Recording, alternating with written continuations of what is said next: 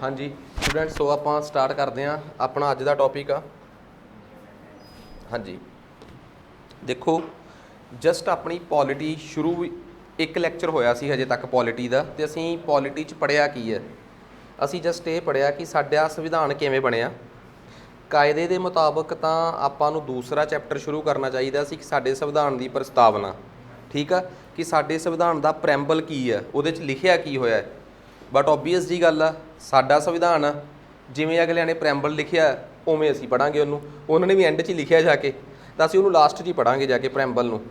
तां फिलहाल वैसे इस तो बाद एक टॉपिक होर आ जिहड़ा सानूं पढ़ना चाहिए है। जिवें आम आपां कन्वैंशनल किते पॉलिटी का लैक्चर लाउण जाइए किसी भी अकैडमी च, तो नॉर्मल जी गल आ, कहानी कित्थों शुरू हुंदी है कि जी पहलां सानूं ये दसो कि संविधान कित्थों कित्थों बनिया है, संविधान च की आ, उहदे किहड़े शेड्यूल आ। मैनूं ऐ कि एक बारी सारा संविधान समझा दईए, उस तो बाद उन्होंने पुछीए कि तुहानूं समझ आया सारा कुछ, कि मैनूं ये चैप्टर पढ़ाउण की लोड़ हैगी है कि नहीं। जे होऊगी तो तुसीं आप हाँ कर दोगे, नहीं होऊगी तो आपां नूं कैंसल कर दांगे। इट मीनस सानूं हुण अज दे लैक्चर च असीं शुरू करांगे संविधान दे पहले आर्टिकल तो, जिन्हों असीं पंजाबी च अनुच्छेद कहने आ। पर ना समझण की कोशिश करियो, संविधान बनाउण वालियां दी अकल जिहड़ी आ, वैसे तो देखो पोलीटिकल लीडर कद किसी भी दौर च बेअकले नहीं रहे। हाँ कई बारी हो की जाता, सनैरीओ इहो जे बन जाते आ, हालात इहो जे बन जाते आ कि पोलीटिकल लीडर जिहड़े आ वो अपनी ताकत नूं मिसयूज़ करन लग पैंदे आ। पर भारत की सियासत के किसी भी दौर दे विच साडे लीडर मूर्ख नहीं रहे, इहदे च कोई दो राय नहीं। लीडर हमेशा ही ते ये पोलीटिकल लीडर जिहड़े आ ना साडे, ये साडी ही नुमाइंदगी करते आ। जिवें कई वारी सानूं ना ऐ लगदा हुंदा कि घट्टो घट्ट एक पोलीटिकल लीडर बनने वास्ते क्यों ना असीं ग्रैजुएशन नूं एलिजिबिलिटी रख दईए कि जे असीं BA जां एक पोलीटिकल लीडर टिपिकली पढ़िया लिखिया होना चाहिए है, तो यदा मतलब असीं ना संसदी ढांचे नूं, सियासत नूं जां पॉलिटी नूं समझदे नहीं। असीं तां इहो जिहियां अनपढ़ां वालीआं गल्लां करदे आ। साडे सिस्टम नूं चलाउण वास्ते दो पੱਧਰ ते लीडरशिप हुंदी है। एक ब्यूरोक्रेसी हुंदी है, एक थोड़ी पोलीटिकल लीडरशिप हुंदी है, जिन्हों असीं राजनीतिक आगू कहते हैं साडा। तो ये दोवें मिल के पता किवें सिस्टम नूं चलाउंदे आ, ये दोवें मिल के इस तरीके नाल चलाउंदे आ। सानूं पता है कि एक ब्यूरोक्रेट बहुत पढ़िया लिखिया होना चाहिए है, उन्हें बड़े प्लस माइनस देखने हुंदे आ कि जे इस नदी के उपर पुल बन जे तो वह की प्लस आ ते की माइनस आ, कि जे इस नदी के उपर पुल बन गया तो उहदे नाल ये नदी पुल जिहड़ा है ये जंगल दे नाल जोड़ दूगा इस इलाके नूं। शायद लोकां दा जंगल दे विच्चों प्रॉफिट घटूगा, घट फायदा होऊगा, जंगल वल्लों जिहड़े चोर रहिंदे आ उन्हां दीयां वारदातां वध जाणगीਆਂ। उन्हें ये सब कुछ प्लस माइनस करना हुंदा है। इस करके उहदी पढ़ाई प्रति समझ डूंघाई बहुत होनी चाहिए है। पर जे तुहाडा राजनीतिक लीडर भी, मैं कदे नहीं कहता कि राजनीतिक लीडर पढ़िया होना नहीं चाहिए, पर एक गल आ वो तुहाडी समाज की नॉमीनेशन जां तुहाडे समाज की अगवाई करने वाला चाहिए है। उहदा एक सिंपल जिहा फार्मूला है, मान लो मेरे फादर साहब आ, वो बिल्कुल नहीं पढ़े लिखे, ठीक आ, वो 7-8 जमातां तक पढ़े होणगे, ते मेरे मेरा MLA घट्टो घट्ट एवें दा होवे कि ਉਹਦੇ ਨਾਲ ਉਹ ਸਿੱਧੀ ਜੀ ਜਾ ਕੇ ਗੱਲ ਕਰ ਸਕਣ। ਤੇ ਮੇਰਾ MLA ਜੇ ਸਪੋਜ਼ ਕਰੋ ਰਿਟਾਇਰਡ IAS ਅਫਸਰ ਹੋਊਗਾ ਮੇਰਾ MLA, ਤਾਂ ਜਿਵੇਂ ਉਹਦੀ 40 ਸਾਲ ਦੀ ਸਰਕਾਰੀ ਨੌਕਰੀ ਰਹੀ ਹੈ, ਜਿਸ ਤਰੀਕੇ ਦੀ ਉਹਦੀ ਬਿਊਰੋਕਰੇਸੀ ਰਹੀ ਹੈ, ਇਸ ਗੱਲ ਦਾ ਖਤਰਾ ਵੱਧਦਾ, ਬਹੁਤ ਵੱਧਦਾ ਖਤਰਾ ਕਿ ਜਿਨ੍ਹਾਂ ਦੀ ਨੁਮਾਇੰਦਗੀ ਕਰਨੀ ਸੀ ਉਹਨੇ, ਜਾਂ ਜਿਨ੍ਹਾਂ ਨੇ ਆਪਣੇ ਨੁਮਾਇੰਦੇ ਦੇ ਤੌਰ 'ਤੇ ਉਹਨੂੰ ਚੁਣਿਆ ਸੀਗਾ, ਉਹ ਆਪਣੀ ਗੱਲ ਸਪਸ਼ਟ ਤੌਰ 'ਤੇ ਉਹਨਾਂ ਤੱਕ ਨਹੀਂ ਰੱਖ ਪਾਉਂਦੇ। सो इत्थे सानू फील हुंदा है कि साडे राजनीतिक लीडर जिहड़े आ ना वो तुहाडे वर्गे ही होने चाहिए, आम लोग होने चाहिए आ। इहदा कदे मतलब नहीं कि वो पढ़े लिखे ना होण। हाँ वो आम लोग जे असीं चुनना है, चार पंज बंदे सानू अपने वर्गे नुमाइंदे दिस रहे आ, उन्हां चों जरूर तुसीं अपने सब तो वध पढ़िया लिखिया, पढ़े लिखाई दा मतलब ये भी नहीं कि उहदियां 6 डिग्रियां कीतियां होण। पढ़ाई लिखाई का मतलब आ कि वो अपने इलाके नूं वध समझदा होवे, ते वो एडा मोहतवार होवे कि असीं उहनूं कह सकीए कि इहनूं तां असीं सरपंची दे वेले तो जाणदे हां, ये तां जिला परिषद चों जाके ग्रांटां लैके आउंदा रिहा है, ये पिंड दीआं गलियां नालियां पक्कीਆਂ कराउंदा रिहा। जदों ये ब्लॉक दे विच मैंबर सी जां उत्थे प्रधान सी, उत्थे भी इहदी गलबात असीं देखी आ। ਬੇਸ਼ੱਕ ਫਿਰ ਕੀ ਆ, 5 ਪੜ੍ਹਿਆ ਏਡੀ ਕੀ ਗੱਲ ਆ, ਪਰ ਇਹ ਆਪਣੇ ਇਲਾਕੇ ਬਾਰੇ ਉਹ ਪੜ੍ਹਿਆ ਲਿਖਿਆ ਲੀਡਰ ਆ ਤੁਹਾਡਾ ਨੁਮਾਇੰਦਾ ਉਵੇਂ ਦਾ ਹੋਣਾ ਚਾਹੀਦਾ ਹੈ। ਬਿਊਰੋਕਰੇਟ ਸਾਨੂੰ ਵੈਸੇ ਹੀ ਐਡੀ ਹਾਈਲੀ ਕੁਆਲੀਫਾਈਡ ਮਿਲੇ ਹੋਏ ਆ, ਜੇ ਤੁਹਾਨੂੰ ਉਧਰੋਂ ਲੀਡਰ ਵੀ ਪੋਲੀਟੀਕਲ ਲੀਡਰ ਵੀ ਪੜ੍ਹੇ ਲਿਖੇ ਤੇ ਇੰਨੇ ਨਜਾਇਜ਼ ਹਾਲੀ ਕੁਆਲੀਫਾਈਡ ਹੋ ਗਏ ਨਾ, ਤਾਂ ਉੱਪਰਲੇ ਪੱਧਰ ਤੇ ਇੱਕ ਲੌਬੀ ਬਣ ਜਾਊਗੀ ਜਿਹੜੀ ਤੁਹਾਨੂੰ ਬਿਲਕੁਲ ਖਾਰਜ ਕਰ ਦਊਗੀ, ਕਿਉਂਕਿ ਸਾਰੇ ਪਾਸੇ ਇੱਕੋ ਐਟੀਟਿਊਡ ਵਾਲੇ ਲੋਕ ਹੋਣਗੇ ਤਾਂ ਤੁਹਾਡਾ ਹੀ ਉਹਨਾਂ ਨਾਲ ਮਿਲਣਾ ਵਿਚਰਨਾ ਔਖਾ ਹੋ ਜਾਊਗਾ। ਸੋ ਕਦੇ ਵੀ ਸਿਆਸਤ 'ਚ ਨਾ ਐਡੇ ਹਲਕੇ ਪੱਧਰ ਦੀ ਆਪਾਂ ਦੇਖੋ, ਜਿਨ੍ਹਾਂ ਨੇ ਸੰਵਿਧਾਨ ਬਣਾਇਆ ਉਹਨਾਂ ਨੇ ਬੜੀ ਸੋਚ ਸਮਝ ਕੇ ਇਹ ਗੱਲ ਰੱਖੀ ਨਾ ਕਿ ਪੋਲੀਟੀਕਲ ਲੀਡਰਸ ਜਿਹੜੇ ਆ ਉਹ ਕਿਵੇਂ ਦੇ ਹੋਣੇ ਚਾਹੀਦੇ ਆ। ਖੈਰ ਇਹ ਮੈਂ ਜਸਟ ਇਹ ਗੱਲ ਇਸ ਕਰਕੇ ਦੱਸੀ ਆ ਕਿਉਂਕਿ ਸੰਵਿਧਾਨ ਬਣਾਉਣ ਵਾਲੇ ਮੂਰਖ ਨਹੀਂ ਸੀ, ਜਿਨ੍ਹਾਂ ਨੇ ਤੁਹਾਡੇ ਰਿਪਰੈਜ਼ੈਂਟੇਟਿਵਸ ਨੁਮਾਇੰਦੇ ਜਿਹੜੇ ਆ, ਪ੍ਰਤੀਨਿਧੀ ਜਿਹੜੇ ਆ, ਉਹਨਾਂ ਦੇ ਚੁਣੇ ਜਾਣ ਦੇ ਵਿੱਚ ਕੋਈ ਐਜੂਕੇਸ਼ਨਲ ਕੁਆਲੀਫਿਕੇਸ਼ਨ ਨਹੀਂ ਪਾਈ। ਉਹਨਾਂ ਦਾ ਭਾਰਤੀ ਹੋਣਾ, ਭਾਰਤੀ ਸੰਵਿਧਾਨ 'ਚ ਯਕੀਨ ਰੱਖਣਾ, ਇਹ ਸਾਰੀਆਂ ਚੀਜ਼ਾਂ ਨੂੰ ਤਾਂ ਪਾਇਆ ਗਿਆ ਬਿਕੋਜ਼ ਇਹ ਕੁਆਲਿਟੀਜ਼ ਤਾਂ ਐਟਲੀਸਟ ਤੁਹਾਡੇ ਨੁਮਾਇੰਦੇ 'ਚ ਹੋਣੀਆਂ ਚਾਹੀਦੀਆਂ। ਤੁਹਾਡਾ ਨੁਮਾਇੰਦਾ ਐਵੇਂ ਦਾ ਥੋੜ੍ਹਾ ਹੋਊਗਾ ਜਿਹੜਾ ਕਹੂਗਾ ਕਿ ਮੈਂ ਸੱਤਾ 'ਚ ਆਉਣ ਤੋਂ ਬਾਅਦ ਇਸ ਦੇਸ਼ ਨਾਲੋਂ ਅੱਡ ਦੇਸ਼ ਬਣਾ ਦੂੰਗਾ। ਨਹੀਂ, ਫਿਰ ਉਹ ਉਸ ਦੇਸ਼ ਦੇ ਵਿੱਚ ਰਹਿ ਰਹੇ ਲੋਕਾਂ ਦੇ ਇੱਕ ਪਰਟੀਕੂਲਰ ਇਲਾਕੇ ਦੇ ਲੋਕਾਂ ਦਾ ਨੁਮਾਇੰਦਾ ਨਹੀਂ ਹੋ ਸਕਦਾ। ਖੈਰ ਜਸਟ ਇਹ ਕਹਾਣੀ ਇਸ ਕਰਕੇ ਸੁਣਾਈ ਆ ਕਿ ਆਪਣੀ ਜਿਹੜੀ ਵਿਚਾਰ ਹੁੰਦੀ ਆ ਨਾ, ਆਪਣੀ ਥਿੰਕਿੰਗ ਪ੍ਰੋਸੈਸ ਜਿਹੜਾ ਹੈ ਉਹਨੂੰ ਡਿਵੈਲਪ ਕਰੋ।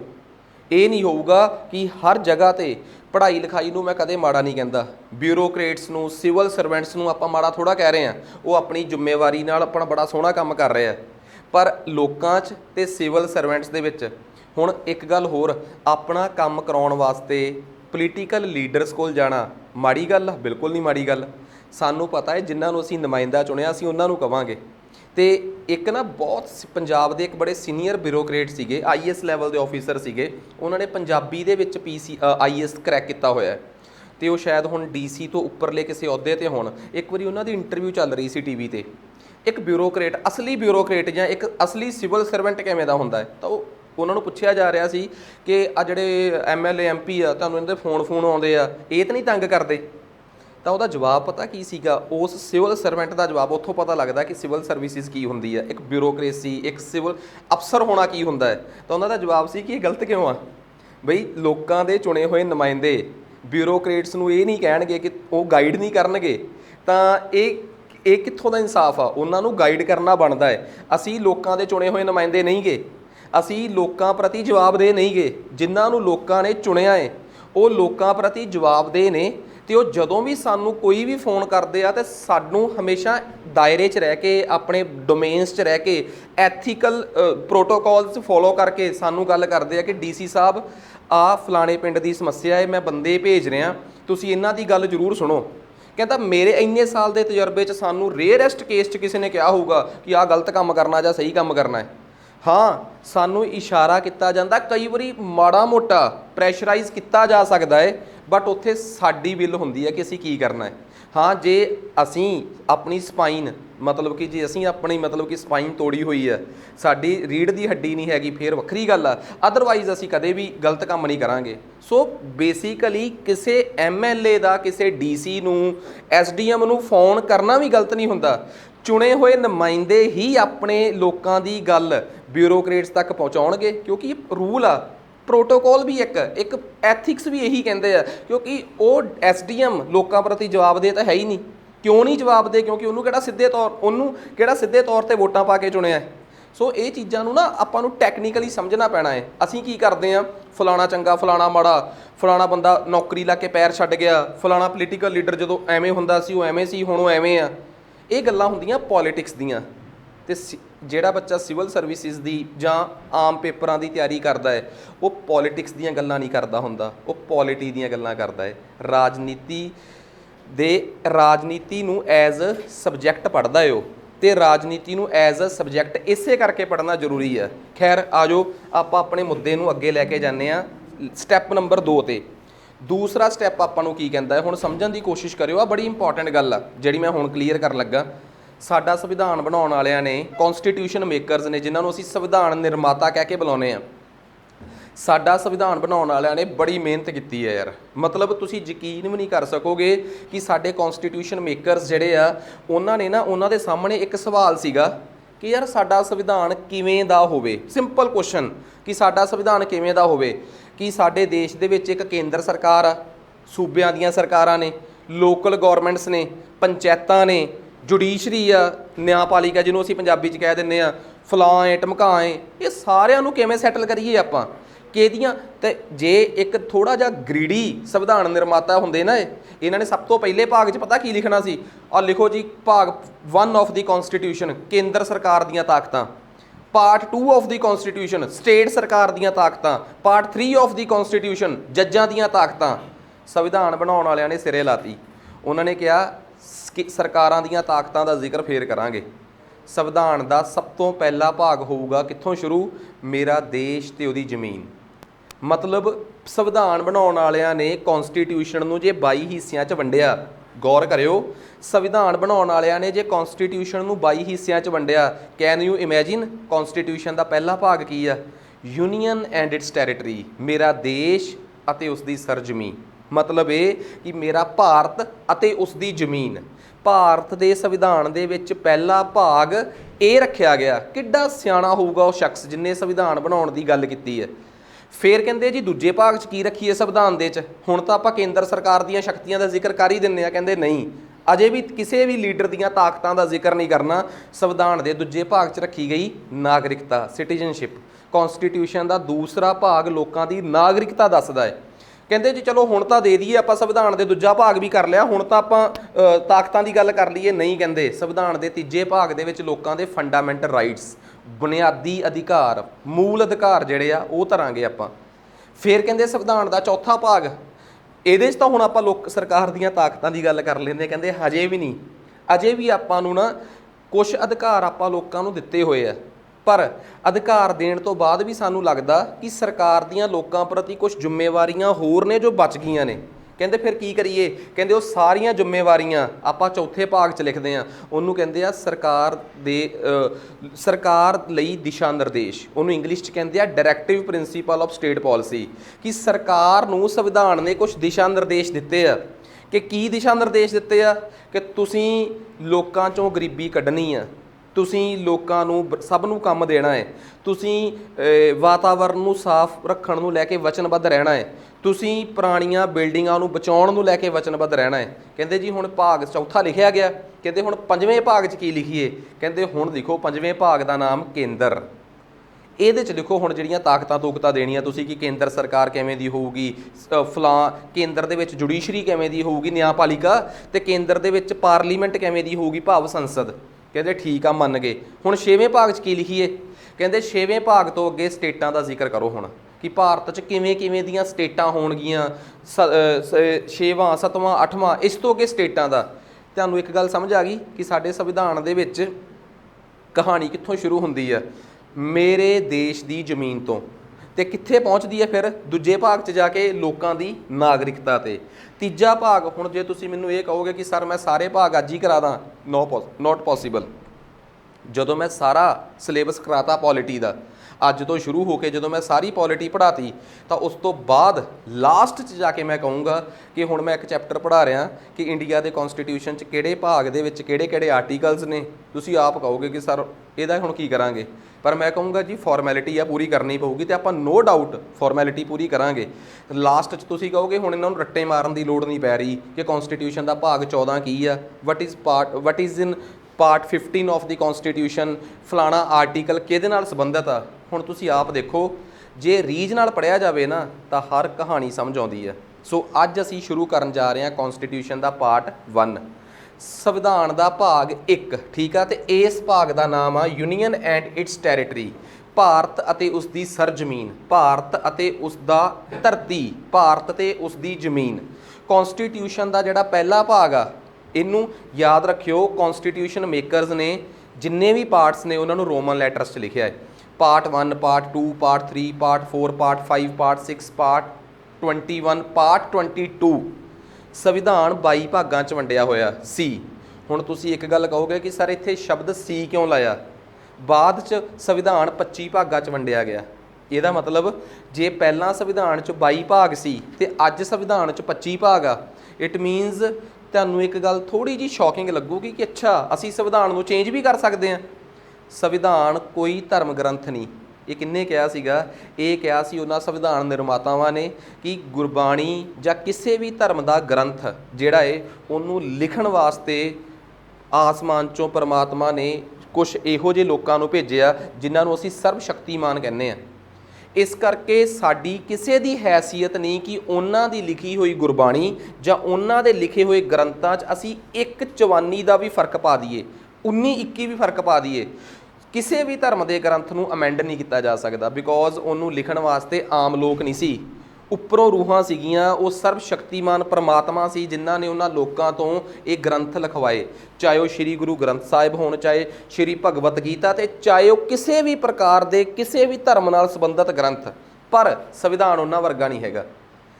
ਸੰਵਿਧਾਨ ਨੂੰ ਲਿਖਣ ਵਾਲੇ ਕਹਿੰਦੇ ਅਸੀਂ ਆਮ ਲੋਕ ਹੀ ਆ।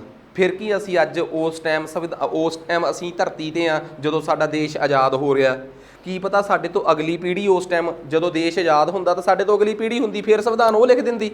ਅਸੀਂ ਤਾਂ ਲੱਕੀ ਸਮਝਦੇ ਆਪਣੇ ਆਪ ਨੂੰ ਕਿ ਜਦੋਂ ਦੇਸ਼ ਆਜ਼ਾਦ ਹੋਇਆ ਉਦੋਂ ਅਸੀਂ ਲੀਡਰ ਹਾਂ ਅਤੇ ਅਸੀਂ ਸੰਵਿਧਾਨ ਲਿਖ ਰਹੇ ਹਾਂ, ਪਰ ਅਸੀਂ ਰੱਬ ਥੋੜ੍ਹਾ ਹੈ। ਅਤੇ ਜੇ ਅਸੀਂ ਰੱਬ ਨਹੀਂ ਤਾਂ ਸਾਡੇ ਕੋਲੋਂ ਸੰਵਿਧਾਨ ਲਿਖਦੇ ਹੋਏ 50 ਗਲਤੀਆਂ ਹੋ ਸਕਦੀਆਂ। ਇਹਦੇ 'ਚ ਕੀ ਗੱਲ ਆ, ਕਿੱਡੀ ਕੁ ਗੱਲ ਆ। ਅਤੇ ਜੇ 50 ਗਲਤੀਆਂ ਹੋ ਸਕਦੀਆਂ ਤਾਂ ਜੇ ਗਲਤੀ ਹੋ ਗਈ ਅਤੇ ਅੱਜ ਤੋਂ 20 ਸਾਲ ਬਾਅਦ ਉਹਨੂੰ ਠੀਕ ਕਰਨਾ ਹੋਇਆ ਫਿਰ ਕੀ ਕਰੋਗੇ? ਇਟ ਮੀਨਸ ਅਸੀਂ ਆਪਣੇ ਸੰਵਿਧਾਨ 'ਚ ਹੀ ਇੱਕ ਪ੍ਰੋਵੀਜ਼ਨ ਪਾ ਕੇ ਦੇਵਾਂਗੇ ਕਿ ਬਈ ਤੁਸੀਂ ਉਸ ਗਲਤੀ ਨੂੰ ਅਮੈਂਡ ਕਰ ਸਕਦੇ ਹੋ। ਪੰਜਾਬੀ 'ਚ ਆਪਾਂ ਕਹਿ ਦਿੰਦੇ ਹਾਂ ਸੋਧ ਸਕਦੇ ਹਾਂ, ਠੀਕ ਆ। ਸੋਧਾ ਲਾਉਣ ਦਾ ਸਹੀ ਮਤਲਬ ਇਹ ਹੁੰਦਾ ਕਿਸੇ ਚੀਜ਼ ਨੂੰ ਚੇਂਜ ਕਰ ਦੇਣਾ, ਠੀਕ ਆ। ਅਸੀਂ ਆਪਣੇ ਉਸ ਚੀਜ਼ ਨੂੰ ਅਮੈਂਡ ਕਰ ਸਕਦੇ ਹਾਂ। ਕੌਨਸਟੀਟਿਊਸ਼ਨ ਨੇ ਖੁਦ ਹੀ ਰਾਹ ਖੋਲ੍ਹ ਕੇ ਦਿੱਤਾ ਕਿ ਯੂ ਕੈਨ ਅਮੈਂਡ ਕੌਨਸਟੀਟਿਊਸ਼ਨ, ਬਟ ਤੁਸੀਂ ਕੌਨਸਟੀਟਿਊਸ਼ਨ ਨੂੰ ਅਮੈਂਡ ਕਿਵੇਂ ਕਰੋਗੇ?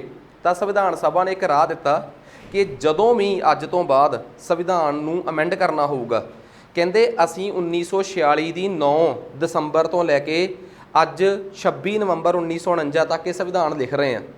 ਜਿੰਨਾ ਚਿਰ ਅਸੀਂ ਇਹ ਸੰਵਿਧਾਨ ਲਿਖ ਰਹੇ ਹਾਂ, ਤੁਹਾਨੂੰ ਪਤਾ ਨਾ ਇਹ ਸਾਰਾ ਸੰਵਿਧਾਨ ਦੇਸ਼ ਦੀ ਆਜ਼ਾਦੀ ਦੇ ਵੇਲੇ ਲਿਖਿਆ ਗਿਆ ਹੈ ਜਾਂ ਉੱਤੇ ਨੇੜੇ ਤੇੜੇ ਦੇ ਸਾਲਾਂ 'ਚ ਲਿਖਿਆ ਗਿਆ ਹੈ। ਕਹਿੰਦੇ ਆ ਜਿਹੜੇ 2 ਸਾਲ 11 ਮਹੀਨੇ ਤੇ 18 ਦਿਨਾਂ 'ਚ ਸੰਵਿਧਾਨ ਲਿਖਿਆ ਗਿਆ ਹੈ, ਉਸ ਦਿਨ ਅਸੀਂ ਜਿਸ ਕਮਰੇ 'ਚ ਬੈਠੇ ਹਾਂ ਇਹ ਕੌਨਸਟੀਟਿਊਐਂਟ ਅਸੈਂਬਲੀ ਆ, ਸੰਵਿਧਾਨ ਸਭਾ ਹੈ। ਜਿਸ ਦਿਨ ਸਾਡਾ ਇਹ ਪ੍ਰੋਗਰਾਮ ਖਤਮ ਹੋ ਗਿਆ ਉਸ ਤੋਂ ਬਾਅਦ ਇਹ ਪਾਰਲੀਮੈਂਟ ਬਣ ਜੂਗੀ। ਫਿਰ ਇਹ ਨੋਰਮਲੀ ਸਾਡੇ ਦੇਸ਼ ਦੇ ਰੋਜ਼ਮਰਾ ਦੇ ਕੰਮਕਾਰ ਦੇਖਿਆ ਕਰੂਗੀ। ਅਤੇ 1952 ਤੋਂ ਲੈ ਕੇ ਅੱਜ 2023 ਤੱਕ ਸਾਡੀ ਸੰਸਦ ਉਵੇਂ ਹੀ ਚੱਲ ਰਹੀ ਆ। ਉਹ ਅੱਡ ਗੱਲ ਆ ਕਿ ਉਹਦੀਆਂ ਬਿਲਡਿੰਗਾਂ ਅਸੀਂ ਬਦਲ ਦਈਏ, ਬਿਲਡਿੰਗ ਬਦਲ ਸਕਦੀ ਆ, ਪਰ ਅਸਲ ਦੇ ਵਿੱਚ ਸੰਸਦ ਤਾਂ ਸੰਸਦ ਹੀ ਆ। ਪਰ ਤੁਹਾਨੂੰ ਪਤਾ ਸੰਵਿਧਾਨ ਬਣਾਉਣ ਵਾਲਿਆਂ ਨੇ ਇੱਕ ਗੱਲ ਕਹੀ, ਕਹਿੰਦੇ ਜਿਸ ਦਿਨ ਵੀ ਸੰਵਿਧਾਨ ਦੇ ਵਿੱਚ ਕੋਈ ਚੇਂਜ ਕਰਨਾ ਪਿਆ, ਮੰਨ ਲਓ ਕਰਨਾ ਪੈ ਸਕਦਾ, ਕਹਿੰਦੇ ਉਸ ਦਿਨ ਉਹ ਸੰਸਦ ਨਹੀਂ ਰਹੂਗੀ। ਉਸ ਦਿਨ ਉਹ ਸਾਰੇ ਸੰਸਦ, ਸਾਰੇ ਪਾਰਲੀਮੈਂਟਰੀਅਨਸ ਪਾਰਲੀਮੈਂਟ 'ਚ ਆਉਣਗੇ। ਉਸ ਦਿਨ ਵਾਸਤੇ, ਉਸ ਪਲ ਵਾਸਤੇ ਜਦੋਂ ਉਹ ਸੰਵਿਧਾਨ 'ਚ ਕੋਈ ਚੇਂਜ ਕਰ ਰਹੇ ਹੋਣਗੇ, ਉਸ ਦਿਨ ਇਹ ਦੁਬਾਰਾ ਫਿਰ ਸੰਵਿਧਾਨ ਸਭਾ ਬਣ ਜੂਗੀ। ਤਾਂ ਸੋਚ ਕੇ ਦੇਖੋ 1950 ਤੋਂ ਬਾਅਦ ਅੱਜ ਤੱਕ 104 ਜਾਂ 105 ਵਾਰ ਸਾਡੀ ਸੰਵਿਧਾਨ ਸਭਾ ਪਾਰਲੀਮੈਂਟ ਜਿਹੜੀ ਆ ਉਹ ਕਿਹਦੇ 'ਚ ਤਬਦੀਲ ਹੋਈ ਆ? ਸੰਵਿਧਾਨ ਸਭਾ ਦੇ ਵਿੱਚ ਤਬਦੀਲ ਹੋਈ ਆ, ਕੌਨਸਟੀਟਿਊਐਂਟ ਅਸੈਂਬਲੀ 'ਚ। ਕਹਿੰਦੇ ਇੱਕ ਪ੍ਰੋਸੀਜਰ ਹੋਊਗਾ। ਤਾਂ ਵੈਸੇ ਤੁਹਾਡੇ ਮੇਰੇ ਵਰਗੇ ਦੇ ਦਿਮਾਗ 'ਚ ਜਿਹੜੇ ਆਮ ਵਰਗੇ ਆਪਣੇ ਲੋਕ ਆ ਕਿ ਸੰਵਿਧਾਨ ਸਭਾ ਬਣਨ ਦਾ ਮਤਲਬ ਕੀ ਆ ਕਿ ਸਭ ਕੁਝ ਬਲੈਕ ਐਂਡ ਵਾਈਟ ਹੋ ਜਾਊਗਾ 1950 ਦੇ ਦੌਰ 'ਚ? ਨਹੀਂ, ਐਵੇਂ ਦਾ ਕੁਝ ਨਹੀਂ ਹੋਊਗਾ। ਇੱਕ ਪ੍ਰੋਸੀਜਰ ਹੋਊਗਾ ਜਿਹੜਾ ਫੋਲੋ ਕਰਨਾ ਪਊਗਾ, ਜਿਹਦੇ ਨਾਲ ਉਹ ਪਾਰਲੀਮੈਂਟ ਆਟੋਮੈਟਿਕਲੀ ਕੀ ਬਣ ਜੂਗੀ? ਕੌਨਸਟੀਟਿਊਐਂਟ ਅਸੈਂਬਲੀ। ਜੇ ਤੁਹਾਡੇ ਵਰਗਾ ਕੋਈ ਉੱਠ ਕੇ ਕਹੇ ਕਿ ਸਰ ਮੈਨੂੰ ਨਹੀਂ ਪੋਲਿਟੀ ਆਉਂਦੀ, ਮੈਨੂੰ ਦੱਸੋ ਕਿ ਉਹ ਕੀ ਫਰਕ ਆ ਜਿਹੜਾ ਤੁਸੀਂ ਕਹਿ ਰਹੇ ਹੋ ਕਿ ਪਾਰਲੀਮੈਂਟ ਉਸ ਇੱਕ ਪਲ ਵਾਸਤੇ ਕੌਨਸਟੀਟਿਊਐਂਟ ਅਸੈਂਬਲੀ ਬਣ ਜੂਗੀ ਸੰਵਿਧਾਨ ਸਭਾ? ਤਾਂ ਮੇਰਾ ਜਵਾਬ ਪਤਾ ਕੀ ਆ ਕਿ ਪਾਰਲੀਮੈਂਟ ਆਪਣੇ ਰੋਜ਼ਮਰਾ ਦੀ ਜ਼ਿੰਦਗੀ ਦੇ ਕੰਮ ਜਦੋਂ ਸਾਡੇ ਕਰਦੀ ਆ, ਫਲਾਣਾ ਬਿੱਲ ਆ ਗਿਆ, ਸੁਣਦੇ ਨਹੀਂ ਹੁੰਦੇ ਆਪਾਂ ਕਿ ਫਲਾਣਾ ਐਕਟ ਬਦਲਤਾ, ਆਪਣੇ ਇੰਡੀਅਨ ਪੈਨਲ ਕੋਡ ਬਦਲਤਾ, IPC ਬਦਲਤੀ, ਇਹ ਨੋਰਮਲ ਬਿੱਲ ਨੇ। ਸਿਟੀਜ਼ਨਸ਼ਿਪ ਬਿੱਲ ਆ ਗਿਆ, ਫਲਾਣਾ ਬਿੱਲ ਆ ਗਿਆ, ਆ ਜੀ ਇੱਕ ਨਵਾਂ ਫਾਰਮਰ ਬਿੱਲ ਆ ਗਿਆ, ਇਹ ਪਾਰਲੀਮੈਂਟ ਦੇ ਰੋਜ਼ਮਰਾ ਦੇ ਕੰਮ ਆ। ਇਹਨਾਂ ਪਾਰਲੀਮੈਂਟ ਜਦੋਂ ਇਹ ਰੋਜ਼ਮਰਾ ਦੇ ਕੰਮ ਕਰਦੀ ਆ ਤਾਂ ਨਾ ਜਿੰਨੇ ਜਾਣੇ ਸੰਸਦ 'ਚ ਬੈਠੇ ਹੁੰਦੇ ਆ ਉਹਨਾਂ 'ਚੋਂ 50% ਵੀ ਹਾਮੀ ਭਰ ਦੇਣ ਤਾਂ ਬਿੱਲ ਪਾਸ ਹੋ ਜਾਂਦੇ ਆ। ਇਹਨੂੰ ਕਹਿੰਦੇ ਆ ਆਮ ਬਹੁਮਤ, ਇੰਗਲਿਸ਼ 'ਚ ਕਹਿੰਦੇ ਆ ਸਿੰਪਲ ਮੈਜੋਰਟੀ।